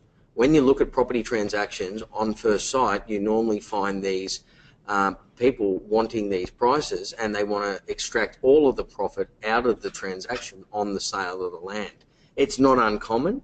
It's probably extremely common is a better way to say it. It's just what you come across. But the 4 rules: maximum profit, least capital, least risk, least time. The big one there was not that we were super creative with how can we come up with a solution to that nobody else has thought of here. We simply thought of how could we try and reduce down the construction cost. How can we remove that construction cost so that we aren't coming up with all this capital and make a margin from a lot less money? And through that, guys, what we came up with was a solution to potentially just subdivide the land so there wasn't construction involved. We think that building rate was too high anyway, so that the numbers would look better with a better construction rate. Nonetheless, the project didn't work that way. So, guys, when you're out there looking at transactions, don't be don't be shocked when you find sellers wanting to extract all of the value out of the land in their asking price. And that's why making offers is just so important, because if we were to make an offer on that site, we'd offer them 100 grand or less even, because we'd be saying, well, you just told us these are the numbers. That means that we aren't going to make any money should we develop the site, so we're going to have to drop the price. And those kind of conversations are really where you want to go. Absolutely, and the way to do that without too much shock is to do the feasibility and show the losses and then present that to them and have that be the problem. So you're looking at the feasibility saying, have we made a mistake on the numbers? Because we can't make it work. Let them worry with you looking at that computer or that printout. And they soon pick it up. And then I usually do that with the agent first, get the agent on side, and that gets us in support when we're talking to the vendor directly. And all these matters, ultimately, you've got to get to those vendors. And just so everyone knows, Adam here is on a fast track with his Diamond mentoring with us, and that's why we're spending quite a bit of time with him on this. So everyone's going to be able to watch how this young man and the team really develop. And Adam, you've made yourself available to come up here and hang out with us in this year. And Kate and I were just talking about some of your free time, if you can make it. We'd like to do it in this month if we could, at the just before Life Magic, if you've got some time to fly. If you fly up, and we'll spend a bit of time having a look at some transactions up here and hanging out with a day or two there, if we can make that work. So I'll talk to you a bit more about that, but it's just before Life Magic in that week.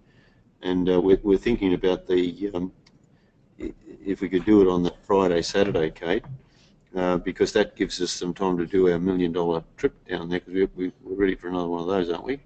I think we need a couple of those. Okay. So what date is that Friday before? Is that the 17th? It's the 24th, I believe.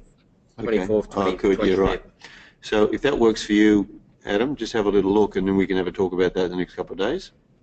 Yeah, we actually got me back already. Yeah, so you've got to go and ask She Who Must Be Obeyed, firstly, and 2 other little people who run your life. So that'll be good. We'll talk some more. So what else, just to summarise, any other things, because there was a lot in that day. We also looked at that other block by the water. We saw a lot of different blocks by the water, different things. You showed us around, so you were getting familiar with the sites. Anything Yeah, else you want? I think it was, just to see the opportunities that are in our area that we probably couldn't see, and so that was great to be able to see that from you guys. We were just pointing out opportunities that we drive past every day and we can't see them, so that was great. But I think it really comes down to what we learned probably mostly from that day, and Cade mentioned it at the start of the call tonight. The opportunities are in the people, and just by having those meetings with those people, and then to go out in the field and make the action, and just to really working with the people was, that's where the opportunities were, because new doors kept opening up. It had really nothing to do with the properties. A lot of the time that we found it was through the relationships that we're building, how new opportunities keep arising. Absolutely. And Joey, for you, anything you want to add to that?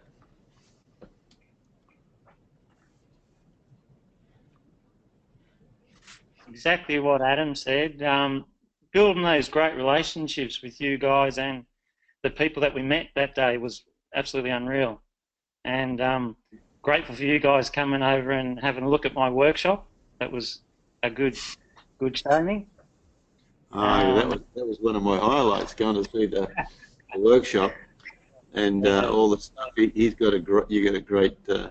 And I saw Adam's original house, Adam and Kelly's original house, and I saw where Kelly had her original shop from. We had a good tour of all of the things. It was like fitting all the picture in of what I'd been hearing about for the last year or so. That was great. Yeah, that was great to have you, and basically show you what we have to deal with where we are. That's all. It was great. Yeah. Good work. Well, thanks, guys, and thanks, Kate, for that. Thanks, guys. One more little Thanks, thing. Kate. When you're talking to the family about coming up in, what is it, 24th? Yeah, 23rd, 24th. 23rd, 24th. Adam, feel free to stay around for the Sunday too with us, should you want to. Thank you. Thanks, Cade. Cool. All right, guys. Thanks a lot. So yeah, that was a lot of fun. That was really good, and we're gonna have some more of those. What's great about that for me too is that any area you can do these transactions. I think they've got a population of about what was the population? Was it 4? Of Albury? Yeah. About 80,000 from memory. Yeah. So you don't need have millions of people. You can make money in any town, really. In fact, I think it's a great town. Because we're not looking for growth, we're looking for deals. We're looking at that 20% below. All right, now our next one we've got here, Cade. What are we going to do? We got some challenges with Marty and Go coming on the call, because it's just getting them on getting their system working. Can't get them on the call, but they talked about. Cade mentioned some termite damage on properties we have in our complex. Can you please tell me your process? I imagine you get a builder in first and give you an estimate on restoration required. So do you want to just talk about that, Cade? Yeah, sure. I guess this is another real estate question. Back in my days as a real estate agent, it was common that buyers generally, always nearly, will do a building and pest inspection before they purchase a house. Doesn't cost a lot of money, a few $100s, and a pest inspector will come in and they will search the property for termites, termite damage, other pests and rodents and similar, and including the internal and external. And a few of the things they do is they walk around with a long stick with a heavy ball on the end, knocking on tiles, skirting boards and walls, and you hear a different noise when wood's been hollowed out a little bit. They often have some then more advanced tools where they find issues, such as infrared cameras, where they can literally see through the walls like X-ray and watch the termites walking up and down their tracks. They have listening devices. Termites are quite loud. If you have a bad infestation, you can even hear them at night scratching away while you're sleeping in a bed. Especially where Adam and Joey and the guys are down there, it's quite common. And it's termites are termites. They are just one challenge that properties all over this country can occur. And whilst you can have treated timbers and steel and all sorts of ways of minimising termite damage, this happens. So there really isn't any secret solution here. You just get in a licensed and trained professional pest inspector, find out what the problem is first. Should it be extensive, they'll then generally bring in a building inspector or an engineer, even if it's structural. But often it's usually contained to an area, picked up as such. They can find the pests, terminate the pests, often using a chemical that's taken back to the nest so that you kill the entire nest. Once the termites have been dealt with, then you can look at rectification of any timbers. So, look, it's a case-by-case scenario. Guys, I know you're in my local area. I happen to know a couple. Should you want to give me a call? But yeah, it's just a termite inspector. You should be able to find them on Google or through a referral from any real estate agent. It's great, and it's a great one. Often you can use as a bit of a leverage negotiation too. I love to see termite problems because it gets people worried, and all the termites are holding hands to keep the building up. And if they sneeze, it all falls down. So people get worried about that. It gives a great negotiation. Okay, let's move on, but let's, you've done a great job, Marty and Gail. We would love to have gone through this other transaction you've got on a development that I'd really like to get you involved with it. So I know the girls have spoken to you to try and get you on the call. They've rang you a couple of times to try and see if we can get this organised, but for some unknown reason, some of you're just not being able to do it. So let's put this one to next week, and we'll, or the week after, and we'll get it done.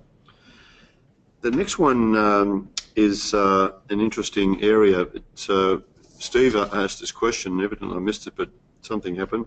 It was a relation to commercial property. And he says, I was wondering if Roy could table this question, upcoming mentoring, spoken to about commercial real estate agent.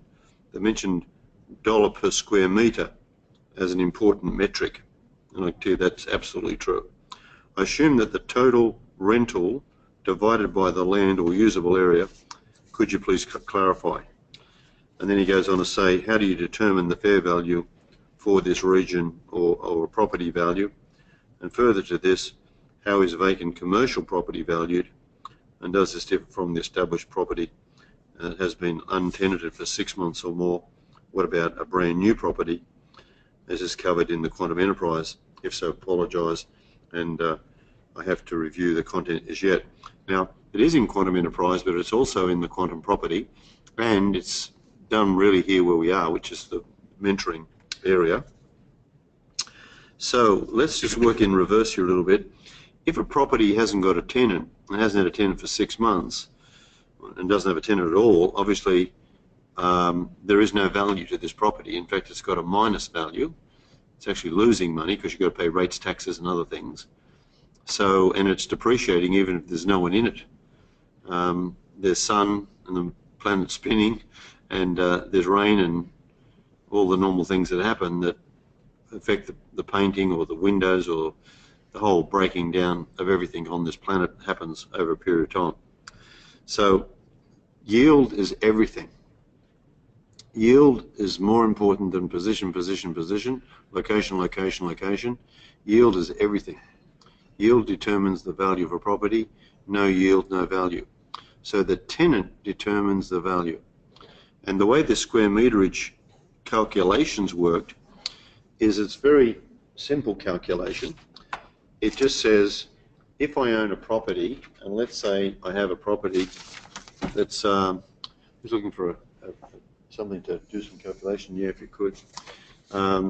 If I have a property, let's say, if you want to just all kind of go with me on this number here, let's say for argument's sake it was, what's a commercial property? Let's say it's 200 square metres. That's quite a large property. And let's say that the property is rented at $300 a square metre. Let's say it's a commercial office. Now that rental is $60,000 per year. And let's just say, for the sake of this discussion, that $300 per square metre is the net rent. In other words, all outgoings are on top of that. And I'm just using this as a guide. In different areas of different amounts. I own a building in Crow's Nest that the outgoings are about $112 per square metre per year. So, in other words, $112 times, in this case, the 200 square metres, the outgoings for the person is $22,400. Now that would be on top of the $60,000, so the total would have been $82,400, which is known as gross rental, less the outgoings, net rental, $60,000. So the number I'm interested in is the net rental, the $60,000. Now, if I wanted to get a value of the property on a $60,000 rental, I use it, and I use my 7% calculator. I'm looking at $856,000 buy price, purchase price, which if I use a 7% net rent, I'll get $60,000. And the way to do this calculation, all you do is put the 60,000 divide by the 7, it gives you a number, divide by 100, and that's how you get the 857. So don't have to remember the numbers, just think of the idea. And the best way to think about it, I do it in my head. I just say if it's an $857,000 property, what would 10% be? It'd be $85,700. That would be the yield. So obviously 7% is less than 10%, so that's the figure. So it all depends what you want to come up to and what you think a valuation or what you think a good value on a property is. So these calculations are designed to give you a value based on yield. So this metric that you're saying here, Steve, is vital. And you always do it as a multiplication annualized figure. So sometimes they'll say the rent is, I don't know, $2,000 a month net, then you obviously multiply by 12 to get your $24,000 for the year, and that gives you the metrics there. You're always looking at the net usable area, and that's a very important part in that calculation because that's what's within the walls that the tenant's paying for. In some buildings, you have a large outside, say it was a industrial building, you might have a large outside area, which is a storage area. And Joey's got a great storage area where he's renting a place, and the shed on that place probably represents about half the usage or maybe a third of the area. There's another 2/3, if you like, land area where he stores equipment and cars and various things. So basically that's got to be taken into consideration as well. But the net rentable area is more valuable than parking area or storage area. And of course, in industrial buildings, there's things like mezzanine areas, there's things like an office.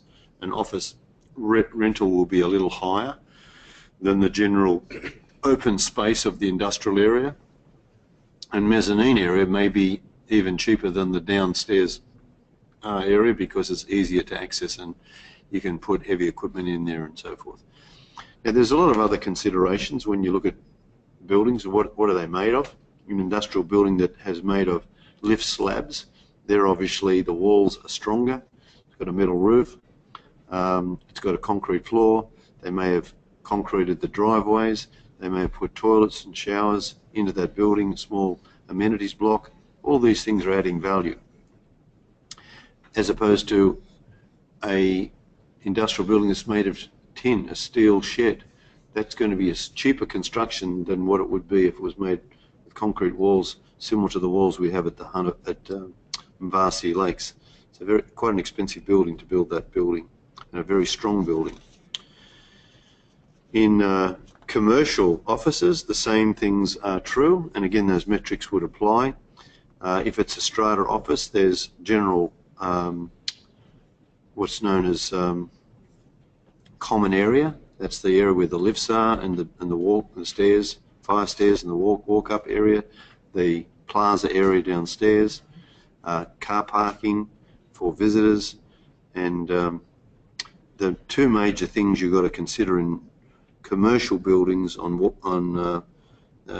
these 3-4 story buildings, there's only really two things: the lift and the air conditioning. These are the big costs to replace, and the things that blow up or cost you money. The rest of it's pretty straightforward.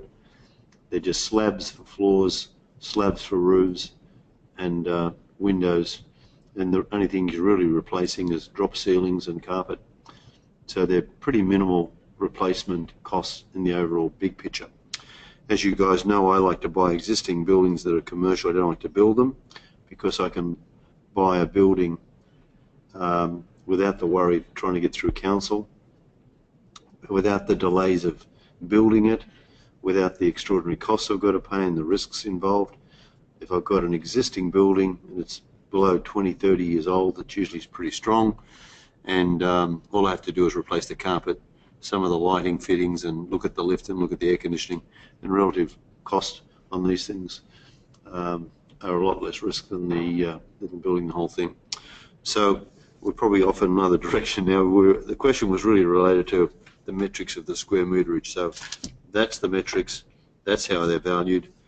And one other little thing I'd say, if it was a downstairs place such as a coffee shop or a showroom or a restaurant, obviously a higher yield on the downstairs normally applies. In the restaurants, the coffee shops and stuff, a higher risk will apply.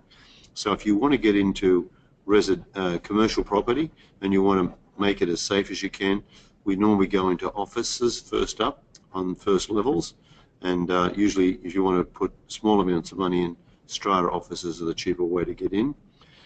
If you're a bit more enthusiastic to buy the building as the greatest value, because you get it more wholesale when you buy the whole building, and the way to do that is get a couple of people involved. I've bought buildings where I've had 3 people and each one's taken a floor each, 3 stories high, and we joined forces and bought very well on those types of transactions. But again, you've got to know who you're working with. This shouldn't be your first transaction. That's why we get you to do some quick flick residentials, and that's why we get you to do those makeovers, then get into renovations, then get into subdivision. It is a learning curve. It's all done bit by bit. Anything you want to add to this, mister? You've got commercial buildings that you own or you're involved with. You've rented quite a few as well. You've run businesses out of them. Anything you want to add, Mr. Kane? No, I thought that was very informative, Roy. Okay, cool. So I hope that's helpful. And sorry we missed you on the other call, Stephen. We'll be doing more work on that in quantum property in May and also in quantum enterprise. Remember that you can do the magic formula of having the business be successful. Instead of paying tax, use that income to pay down a mortgage or pay interest on a mortgage, which is tax deductible in the business. The more rent you pay, the higher the yield or the higher value that the building you own. And so you're turning income into capital, the magic McDonald's formula. And the great news is if you hold that building for more than 17 years, you don't pay any tax on it, with very special conditions. And as you know, we show you how to do that. Always have the business in a different company to the building. Never have the business in the same company that the building is owned by, because you want to sell the business and keep the building. Just a couple of keys there, but anyone doing that, put them on the call. We'll get that sorted and get maximum position for you. Next one, Align Property residential transaction, Footscrave. Yes. Okay, what are we doing? Michelle's going to be the spokesperson. So is she on that call? Mm-hmm. Good. Hello, Michelle. Can you hear us all right?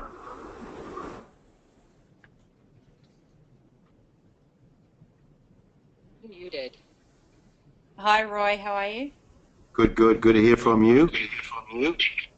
Excellent.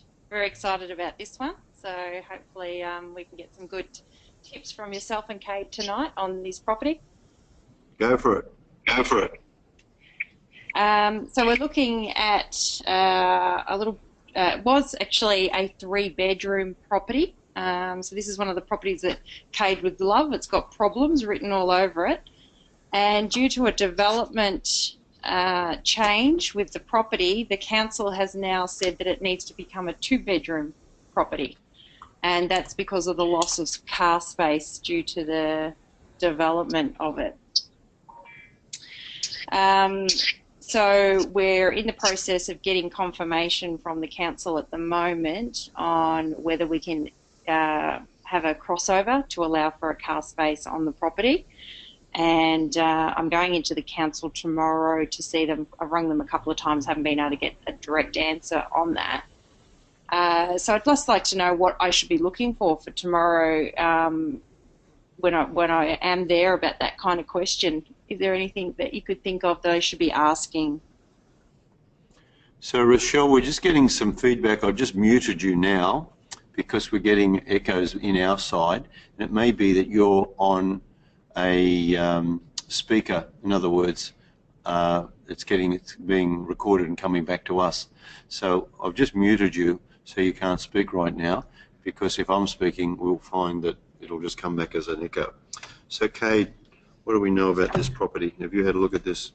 I had a brief look, but just to answer your question there, Rochelle, I think you've nailed it. And in asking questions to council, the best question to ask council is, what else can you tell me? I'm not a town planner. I'm not a builder. Please give me as much information as possible. If there's one thing that has been the outcome that we've always wanted when we go into a council, is to find out as much information that we weren't expecting to find out, not just the information we were expecting to find out. And the best way to do that is to just be really nice and ask questions, let them speak, continually ask, is there anything else that you can see that we could do with this site, with this property, any potential, what else is going on that other people are doing in the area, and just don't try and pretend that you're a professional. When Roy and I walk into a council, we do it just exactly the same. We just say, hi, how are you?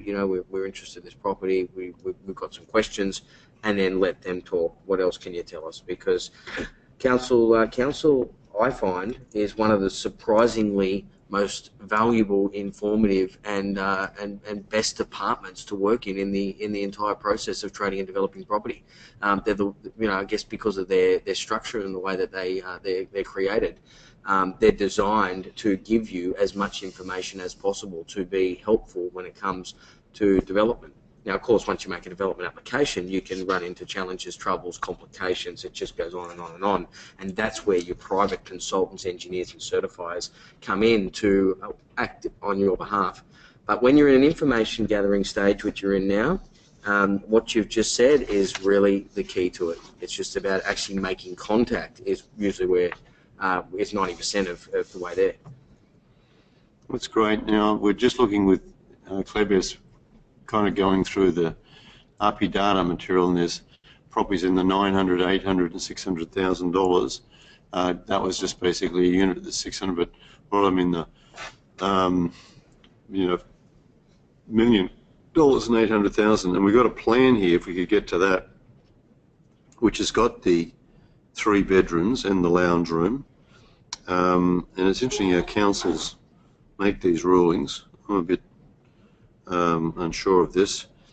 I wouldn't necessarily even believe the council at this point either.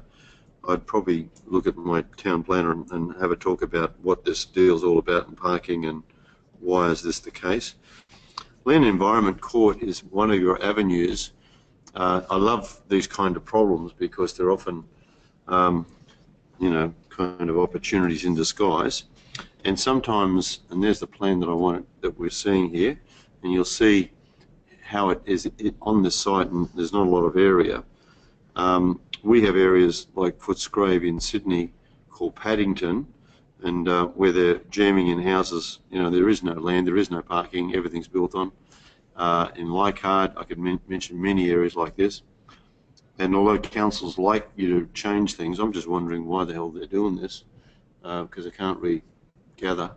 There's already, the thing's been built, it's already there. Do you know anything about this, Claire? Rochelle's has got another way. Has she? Try Okay. again. She does have the answer. All right. Can you open that up for us, Claire? Just get Rochelle back. So tell us the history of this place, or what's going on with this, Rochelle.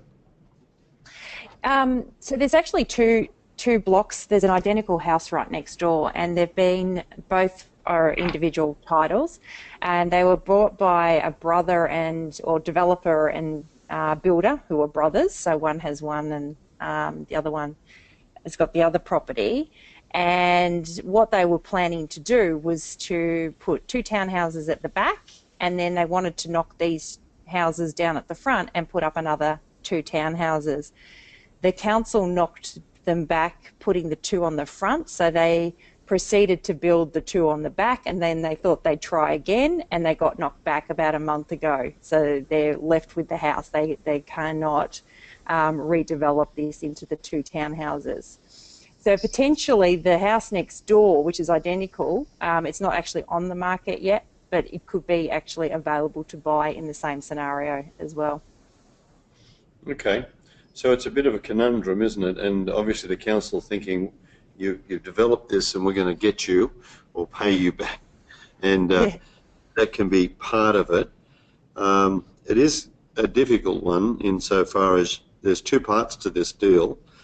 If it is true that it's really going to be a 2-bedroom house, it has a very different price, even though the house itself, I'm assuming, we're just taking out some walls. And there's other tricks you could probably do, and that's pretend that it's 2-bedroom and then wait till it's sold and they build the wall back again without council approval, which of course is illegal, what people do. This plan, you can see there's a sitting room at the back, which could, for some people, even be another bedroom for some people. There's also that enormous entry and let's call it the corridor. If you took the walls out, you'd make that lounge room much more open. If you took the doors out between the kitchen and the living room, and then you'd even open up all that. You probably need some support there because the house would fall in. But you could virtually take a lot of those walls out, I think, and that could open that whole area up, make it look really nice. So there's a lot of opportunities. The second thing is that if you took an option on the property or had a conditional contract and then really went to town with the Land Environment Court and asked them to say, we don't think this is fair, please explain. and the council will go through their whole routine, but that doesn't mean to say they're right. Yes. They can just go through the routine to say that's our policy, but Land Environment might not see it that way. Now this is where you're starting to get into some money and costs and risks and things like that, and you certainly got to know what you're doing. What I do with it normally is I go and see a town planner, and I have a lawyer that I use for these matters beyond a town planner who knows the law, because town planners can be worried about the council because they came from the council.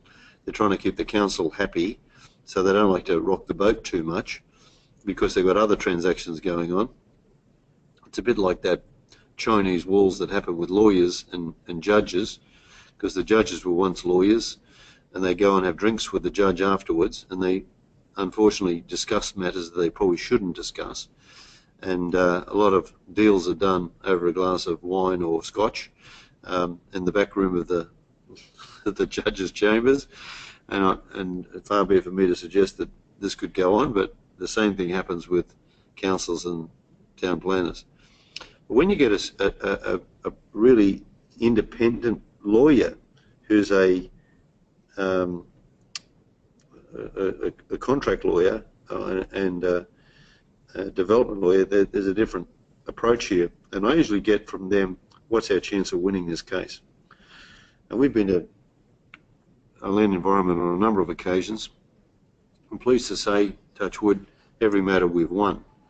Now, and I often hurry up a council to get into Land Environment when I'm wanting to get it done, because I don't like wasting much time.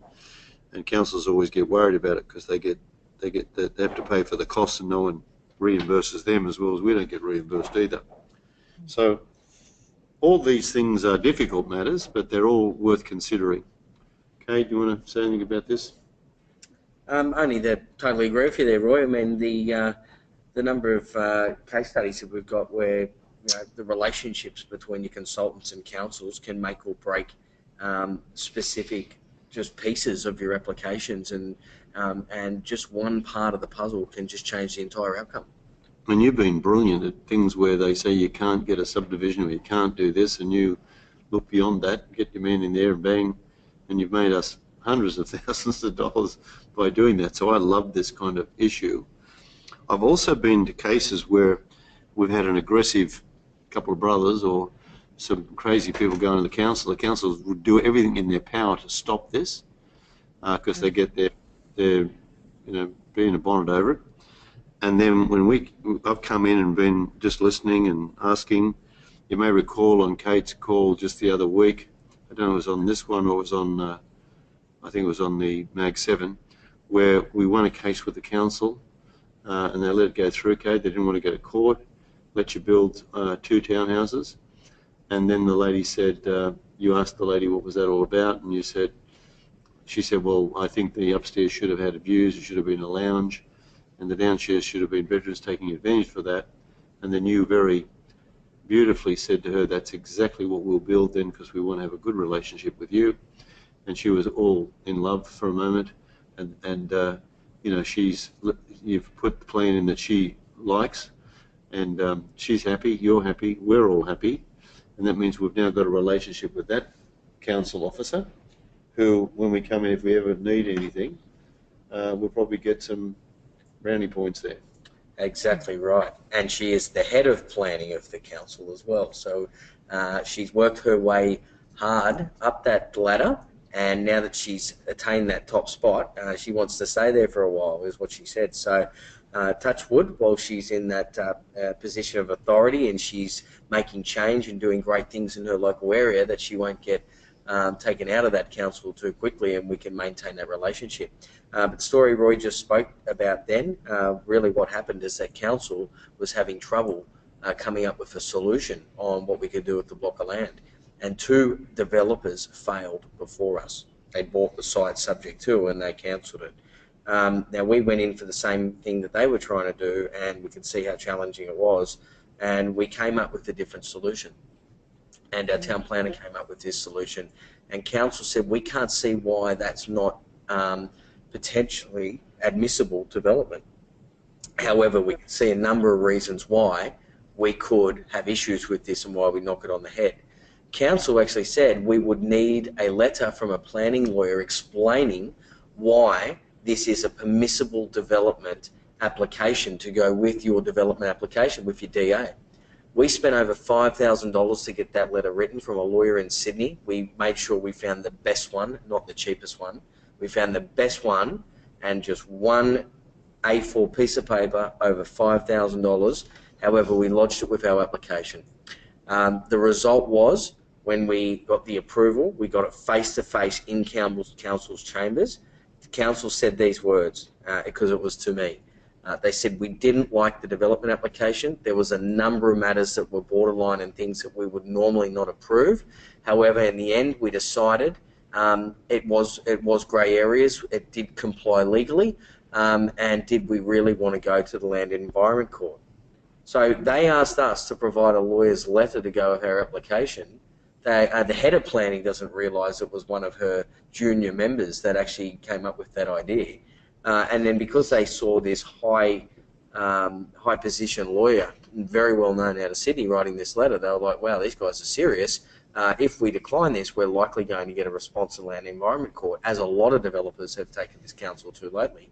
And they specifically approved it because it was, whilst it was borderline, it still was a square peg in a square hole. And they didn't want to go to court. So just as you said, Roy, we turned that into the best light by saying, well, tell me, if you don't like it, how could we help you like it? And they said, well, it's got great views and this is how we want to see the house designed. So not only did we say, great, well, that's exactly what we'll do, because we don't want to be creating things that council doesn't like. We sent those plans to the head of planning, got her personal opinion on them, allowed her opinion to of changes. We made the changes, and then we issued those plans back to her for her final approval. She now has some vested ownership in them. She feels great and emotionally attached almost that she's been the creator and designer of these plans. So we've got a really good chance of getting that one through council for the building approvals, quite smooth as well. But just as fate has it, and Roy, I was just receiving text messages in my pocket. I was watching you look at me with a little bit of a strange eye then, and as you can see, we've got some dark sky in these photos. This specific site we're looking at, we're actually looking at the civil contractor's photos that he's been sending us there from site tonight. So this particular project. Yeah, this project is underway. It's under development. He's there plugging in sewer as we speak. He'll be finished next week, and we had a sales run today, and we might even get good news in the morning that we've even made a sale. So excavators on site there. Yeah, so 2 years, a major challenge where 2 other developers failed. We went through a process. We didn't actually design the process specifically to scare council into Land Environment Corp, but I think we would have gone there anyway, Roy, so I think council was right. So all they did do was save themselves and us a lot of time and money. And here we are now with a transaction that's projected to be extremely profitable, more profitable than we initially projected the first intention of what we're going to do with the project to be, require less money, make more profit, less risk, and the only thing that I guess is it hasn't gone the way we would like to have gone is some extra time. But we can handle some extra time should the outcome be what it's looking to be, which is more profit, less risk, less money required. Correct. And you know, when you look at that, we spent $5,000, so we picked up an extra block of land because we got 2 on there. So technically, we probably made about $130,000. So that's a reasonable number. Well, no more, really. Just in the purchase, yes. Just talking about only for the land alone. Yeah, for the land alone, that's right. So how many of you listening to this would like to spend $5,000 to pick up an extra 130? Obviously, it doesn't take a lot of math to work that one out. So all of this little aside, we're over here in our little joyous land. This is a very complex matter, as you can hear. These are high-risk areas, and I've given you the guide. There's 2 things to do, and both of them have the same thing. You've got to get control of the site. The challenge you've got is what price do you get the site under your control. And to get the site under your control, the area you've got to go for is the least possible use of it. In this case, it's a 2-bedroom usage. If you get it under control with the 2-bedroom, then I'd go for the other area, which is the take on the council. To do that, you need a long-term arrangement to be able to get the council through. So quite a complex matter, but it's got great potential. I just want to ask Rochelle what she had in mind. If you couldn't get it through council, what would it be in terms of, on her feasibility, she's got here that there's 11% on it and $81,000. So, and this is assuming it's a 2-bedroom, I understand. And it's got a buy price of $600,000 and a sale price of $850. Now, that's a marginal deal, but it's an okay deal. It's 11%. It's not 20, but it is $81,000.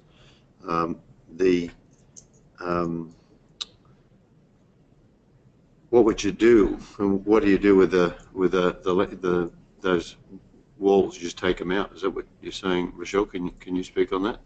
I've got there was 2 sort of options I came up with. The main bedroom as you come in, and the 2nd bedroom. An option there would be to actually convert that into one large master with a ensuite walk-in robe, and then open up the living room like you were talking about before, so it opens up into the kitchen area, giving more livable space, keeping the other bedroom as it is, repositioning the laundry and the bathroom, because it's kind of a little weird layout currently, and then where the sunroom is, actually turn that into a patio al fresco with open sliding doors, so it becomes living in, living out area with patio blinds on it, because there isn't actually very much of a backyard there, so it needs some sort of outside entertaining, but at the same time, when the Melbourne winter hits, close it up and you can still use it as another room.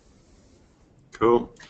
And those in the drawing that everyone can see, where the ensuite is, why would you leave that wall and door there? They take all that out, I'm assuming. And also, where the living room is, the word living, the L, I take that wall out and just leave enough wall so the door opens onto a wall, and that's where it should stop. And then I put in some kind of support in the middle there where that ensuite, is that true? Is that what you do? Take that all out? Yes, yep, that would Good. make sense. Yeah, yep. Okay, so on your feasibility, you're going to sell a 2-bedroom house for $850,000 with those renovations. Is that realistic as far as you're concerned? By what's currently on the market, it could be between say 850. Probably our land purchase price should be lower than 600. But Correct. yeah. Just hear what Rochelle just said. 850. Can 50,000 make a difference in this deal? If it's sold for 800, when there's 81,000 profit, you're now down to 31,000. Very quickly, this effect happens. So, you know, this is a big deal. 2-bedroom houses, no matter how big they are, people don't like them. I wouldn't do that design. I wouldn't put that ensuite there. I would try and trick it. I would just open it up. Certainly, the back bedroom, although it's only 3 by 2 or 2.8 or something, you could make that an ensuite. And I think there needs to be, if you're going to get the kind of money, it'd be cheaper to do the ensuite at the back, even move the wall towards the kitchen, and then that bathroom, and then here's another plan. Yeah, that looks much better. That's the kind of plan I would look at. Yeah, who drew that? That was me. Yeah. Okay, good job. I hadn't seen that till they just showed me there, so you're onto it. That's a good plan. I think I'd still put that. I'd put where you got living room now. I'd put that the bedroom, because it's going to be cheaper to give that a bathroom and ensuite. Right. And then allow them to, and I'd use that laundry as another bathroom. There's a few other ways I'd do this, but I wouldn't put that bedroom down the front. I think you're losing too much space. And you see what you call it a study. It'd be interesting to see what the council, in its wisdom, would allow you to think about as far as a study as a bedroom, you know, to not call it a bedroom. We used to build buildings in council areas, townhouses that were 2 bedrooms, and they were long, thin long double bedroom, a single bedroom. And then we'd leave these 2 wardrobes that just happen to fit together and divide up the bedroom, the long, thin bedroom, into 2 bedrooms, and the wardrobe would be an opposite one, which just happened to just work. And the council kind of knew about it, but they used to let us off. They were really 3 bedrooms. Right, Roy, that's a really good point. In a local council, we've recently, Palladium actually has recently just been through a transaction where we could only have 3-bedroom homes, not 4-bedroom homes, due to the effluent disposal on the block. It's actually not connected into the sewage line, and effluent disposal needs a certain area for the septic as such to dispose of on the grass, and it essentially just becomes fertiliser. And because they're concerned about containing that too much into an area where it may cause slight pooling of the water, etc., in the grass and not dry off quickly, it then can cause odours and things. So due to that, we needed a certain amount of backyard space for the number of people living in the home.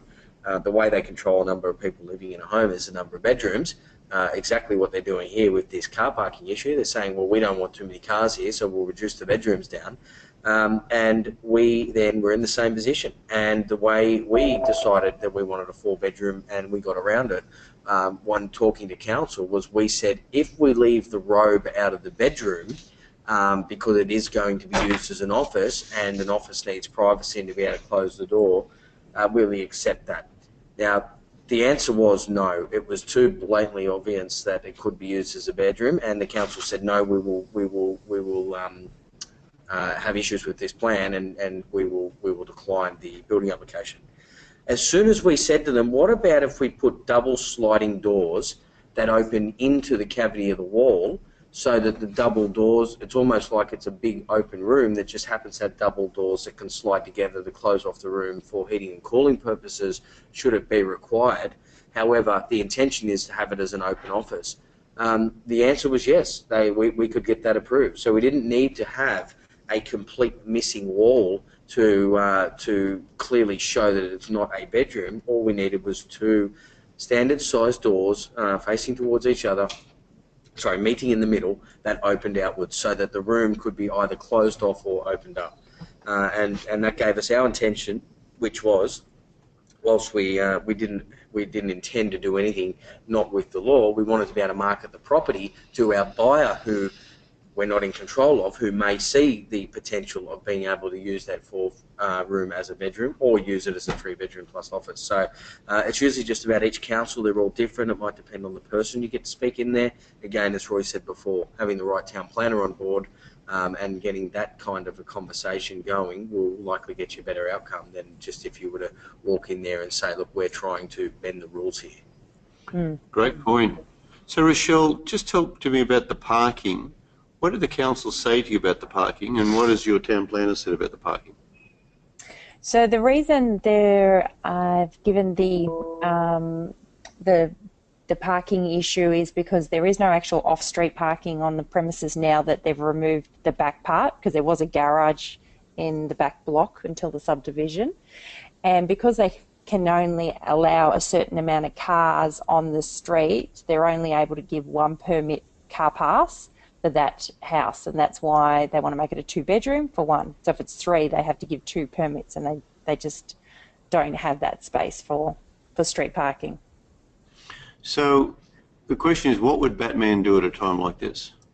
What other way of thinking outside the box?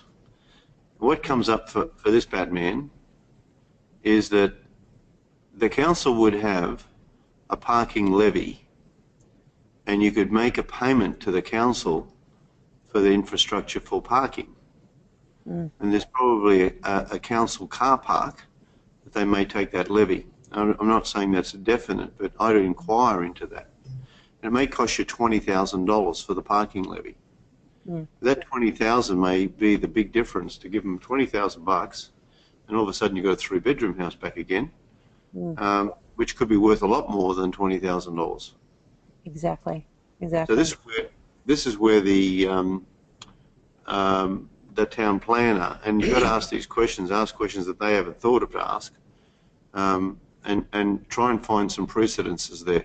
But all of this work, you really want to lock in. You want to keep the dark side of the concern while the brothers think it's a 2-bedroom house. Well, because the minute you solve the problem, they get to know, and then the cat's out of the bag, as it were. So what you've got to do is lock it in with an option based on that for as long as you can, to say we'll solve the problem, as Kate was talking earlier on about what's motivating the vendors. The vendors want to get out of this transaction. That's where their profit is, and they've got to lick their wounds and get out, and you've got to help them get out. What you need to do is get out with a deal that you know is your baseline deal that makes money at that baseline, and then look at all the extra things you can do to make that line better. Yeah. So excellent. where are we up to? We've got a contract. Have you spoken to the vendors yet? No, not directly. We haven't spoken to the vendors yet. Ian and I and Simo are actually going to go back out on site on Saturday and have another look. Because Simo and myself have been through it, but we'd like Ian to come through for the building side to give us a clearer idea if we're on the right track and what can be removed and not removed. So, and then I was going to ask, because it's listed on as a trust, so there's no details of who the vendor is. So I'm going to make contact with the agent to see if we can find out who that is and have a conversation with them. Okay. So it's a trust, and they're did you say they're brothers or something? Yeah, they're brothers, yeah. Okay, so it's probably just a proprietary limited company trustee, corporate trustee of a trust. I'm only guessing the way Kate and I would do it. So Pradium is a corporation, it's got trusts, and it's the deal. This is the aftermath of that trust. That's how it is. But the trust, behind that trust is a corporation. Behind that corporation, 2 directors. I bet you their names are on that, and you can get them from their ASC. So ASIC. All right. Well, anyway, but I would have a little, you know, I'd be when I'd go on site, look at and ever talk to anybody, the agent, always look very worried about how restricted this is. You know, 2 bedrooms just don't sell well. We've got all this space that's lovely, but people want bedrooms, and just be very worried. So that's how you get your price. And I think you're right that the 600 is probably too high. The computer's telling you that 523 is the better price on the number, but the new feasibility has it at 550. So that gives you 19%. It's amazing how different that is, which is certainly getting up there. I just can't quite see on my screen what is the price because it's covered by this thing. What is the actual profit on that one? I can't see it on my screen. 126,698. Okay, 126. That's a better deal than 81,000, obviously, but you still got it, and you got that one at 850 still on the sale price. So you're still up there in the land of hope. So you know, I'd be thinking if it's a 2-bedroom, it's going to be less than that. But that's just a wild guess. Yeah, there's All right. nothing actually directly similar to it. They're all cottages that are currently sold in that street. There's no actual 2-bedroom brick properties. So you're sort of going off the cottage prices, but then they might go a little bit more because they're a bit more in vogue. People are going for that kind of look. People are going for 4-bedroom houses, not 2 bedrooms. Yeah, exactly. They're going for 4 bedrooms with en suites, and they're going with double garages. They're going for the market, you know, for normal people these days. They're not interested in the fact of what the council thinking is doing or anything else. You know, you could get that executive couple, but that executive couple want a cheaper price if they're going to get a 2-bedroom, not a 3-bedroom price. And that executive couple, to pay that kind of money, they want a pretty good finish. They want, if you're going to pay $850,000, you'd want some pretty good looking outcome for that. All right, now you've got a bunch of questions, and we're out of time here, but you were talking about fixed fee commission. I'm just going to give you a quick answer, and the answer is I wouldn't be wasting my time with that kind of thing. Those guys, they just, if you like, no frills, here it is, and when a market's hot, that they work on that, and there it is, and I think it's good for 95%ers. That's just my view. Kate, what's your view? Yeah, very much in line with that, really. Yep. So you want to get when you're buying, it's okay to do it that way because no one's going to do anything. It's just going to be the market being a reflection, and sometimes it's good, sometimes it's bad. Your other question was in relation to software available for layout design formatting. I'm sure there's lots of those software things like you've done here with that hand drawing. There's one, there's a number of those. I'm sure there's off-the-shelf ones. I don't know particularly. Do you have many of those? I know you do a whole lot of presentation ones you do, but they're more. What do you use? I use professional consultants who specifically design these things, and they can cost some money. Yeah, but it'd be great.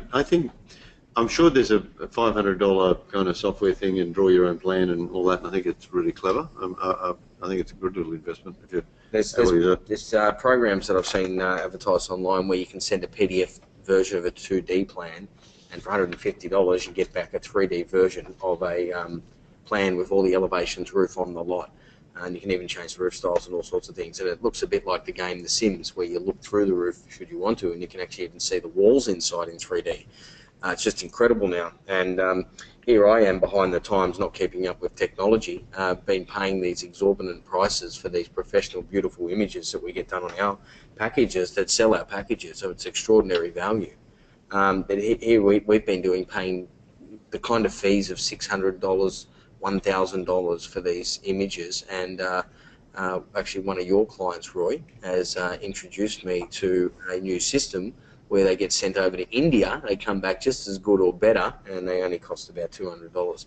And that's a lot of money for India. That's a lot of money. Yeah, they're on fire. So so I'm changing with the times, and rather than buying our own software to make this cheaper, we've actually found we can outsource this to another country. Sure, that's cool. All right, and your other question is a much more complex question, and it relates to getting someone to lend some money and money partner here at 10%, and I'd be really happy to talk to you about that one. However, if you're going to do anything like this, what you need to do is to show, see, people will lend money all the time. Money's not a shortage, but they want to see what they're lending on, and they want to see the transaction works, not just to lend it to you. They lend on the transaction. So that won't be an issue. So what you really need to do is do the FISO on that one and say, this is what we want the money for. This is what the deal will be. This is our security. This is what can happen, and then you're going to get a quick answer on that. And that would go. You want to say something about that, Kate? I would only say exactly the same as you, Roy. I often see situations like that as transactions or opportunities attract money to it. It's not actually somebody lending money to it. And if you're wondering why somebody won't give you money, it's usually because you're wanting it and it's just not appealing enough for them. So it's either usually the risk, the return, or just the whole package is generally what it's more about. And that's usually about two things, as we said about Mr. Donald Trump before. The opportunity and the people behind it. So banks, they do thorough checks on you and your income. They don't do that much of a check at all on the property. They don't even inspect the property. They send a valuer there who spends 5 minutes on your block of land to do a valuation. That's all they do for the property, but they'll spend a month checking out you, your job, your references, your credit history, etc. So yeah, I'm a believer that people don't lend money to things. Opportunities attract money to it. And you should have surplus of money coming to an opportunity. So that's just I guess a way of thinking. Yeah. All right. So let's put that one on next week if you like, or whenever, to talk to you guys about that. But let's get a FISO. Let's treat it as a transaction. Let's just not even worry about the money. The money will come up. That'll be simple. It won't be 50. It might be a lot more than that you need. And just last, thank you very much for that, Rochelle. Really appreciate all your time here. It's been great. Tony Ty's got one here, and he's got a transaction, but we're going to ask Tony. He's put a lot of work in on showing us what could be happening here for this subdivision, this land, but there's no FISO. So Tony, we need you to do a FISO. Susie's just received it. Okay, well, it's going to be too late just to receive it now. When did this come in? Halfway through now, okay. So what we want is the FISOs before, guys, otherwise we paste this. So we'll have to put this one on as another time. Okay, we've got a great program here today, and I'm very grateful for all the inputs and all the people. Quantum, just to let you know, next Quantum Mentoring is 23rd of March and the 6th of April. For those in the MAG 7 teams, will be there on the 5th of March and the 29th of March. Our next Ignition program is in Fremantle on the 1st of May and the 6th of May in Melbourne. We just to be getting that one cleaned up is about where our location. We haven't actually got our location handled yet, but we're working on that. And Life Magic, we are so excited, 29th, 30th of March, 20th and the 3rd of April. This is for you guys to build your dream team, so I keep putting to you, if you're wondering why it's taking you so long, where's your team? The ones who are successful here are the ones with teams, so as you'll know, we're often talking about the same teams. And then we've got Quantum Property on May 9th, 10th through to the 15th. So really, really put that aside, guys. Don't miss that. You're going to be sitting with your city and you'll be in that program. And we'll be playing a game probably for $20,000. So it's going to be a good cash game. $20,000 of money. Someone's got to win that. So let's do some best things, guys. What's your best thing, Miss Susie? My best thing was actually hearing the joy on Joey and Adam's voices from the experience of having the raid team in town, Gradle Road. Yeah, team success came into town. Yeah, I could hear that joy in there. They were. You should have seen their faces too. They were really happy with that. It was really good, and we were happy. We just love hanging out with those guys. Best thing, Miss Claire Bett? Well, I always have a list. I liked that there were so many questions with so many different things, so there's lots of learnings. And Cade, your knowledge and your walking us through the real estate agents' thoughts and the processes that they go through, that's gold, because that's something that if you're not in it, you don't know. That you need a good deal maker, and that it's all about relationships. So, you know, go to the council and make them your best friend and sort of do what they want, and then, you know, that you shouldn't have an issue. Perfect. And best thing, Mr. Cade, for you? I got to say, your comment of the termites holding hands to keep the house up, I haven't heard that one before, and I wish I did 10 years ago, because I would have been repeating that constantly in some of my previous real estate days. So that was a great one. Of course, talking to you guys down there in Albury and Mawela, and even going out to Joey, I can't say where you live very well, but where my salesperson in my office's mother's from. How do you say it, Roy? Nathalia? Nathalia. Yeah, and seeing your shed, like that was an awesome day, and it was frustrating that I had to work so intensely in the back seat of that car, and first arriving and stuff. But I had a great time down there for you guys, watching it all unfold. I thought, Roy and I actually said to each other, we said, "How great was this day?" Even when you guys weren't around, just things happened that normally happen when we go out and spend these days. But it was just great to share that with you guys and have you guys have set it up and stuff. It was good. So, yeah, great to chat to you guys. And I agree with Claire. The diversity of questions and information and properties and locations and all the stuff that goes with it made tonight an interesting call. That's very valuable, I think, for all of us. So sorry to have to do a list as well, but the standout one was still that comment. I just thought it was a cracker. Cool. So, and Adam says here, opportunity is in the people. Opportunities are in the people. Well done. And Steve goes here to say the lessons learned on the bus trip. And he's also got see you at Quantum. And then Sophia's got another fantastic mentoring call from Roy Cade and the team. Thanks, guys. And Rochelle, you rock. So glad that you are in our team. The lessons learned on the bus trip. So that's fantastic. And then others, Joey here, wherever you go, create great relationships. Great, thanks, Roy and Steve and all that kind of stuff. So they're all very good, and lots of others. So I have to agree with Claire. My best thing's Cade, really. He's an amazing man with all his wisdom. And I also think the quality of the questions is just fantastic. We're also grateful for our team here tonight, Cade. The girls stayed back here. We're in a wind tunnel almost with the air conditioning blowing in this office or this complex, which is an auditorium, which we've sort of snuck in to do this call. And it's great here because we'll be packing everything up, and we've been here for 3 days, so big time. Thank you very much. So we'll see you all. God bless you all. Thanks so much. And Sammy back in the office he's probably holding hands with the termites. See you, Sammy. Bye.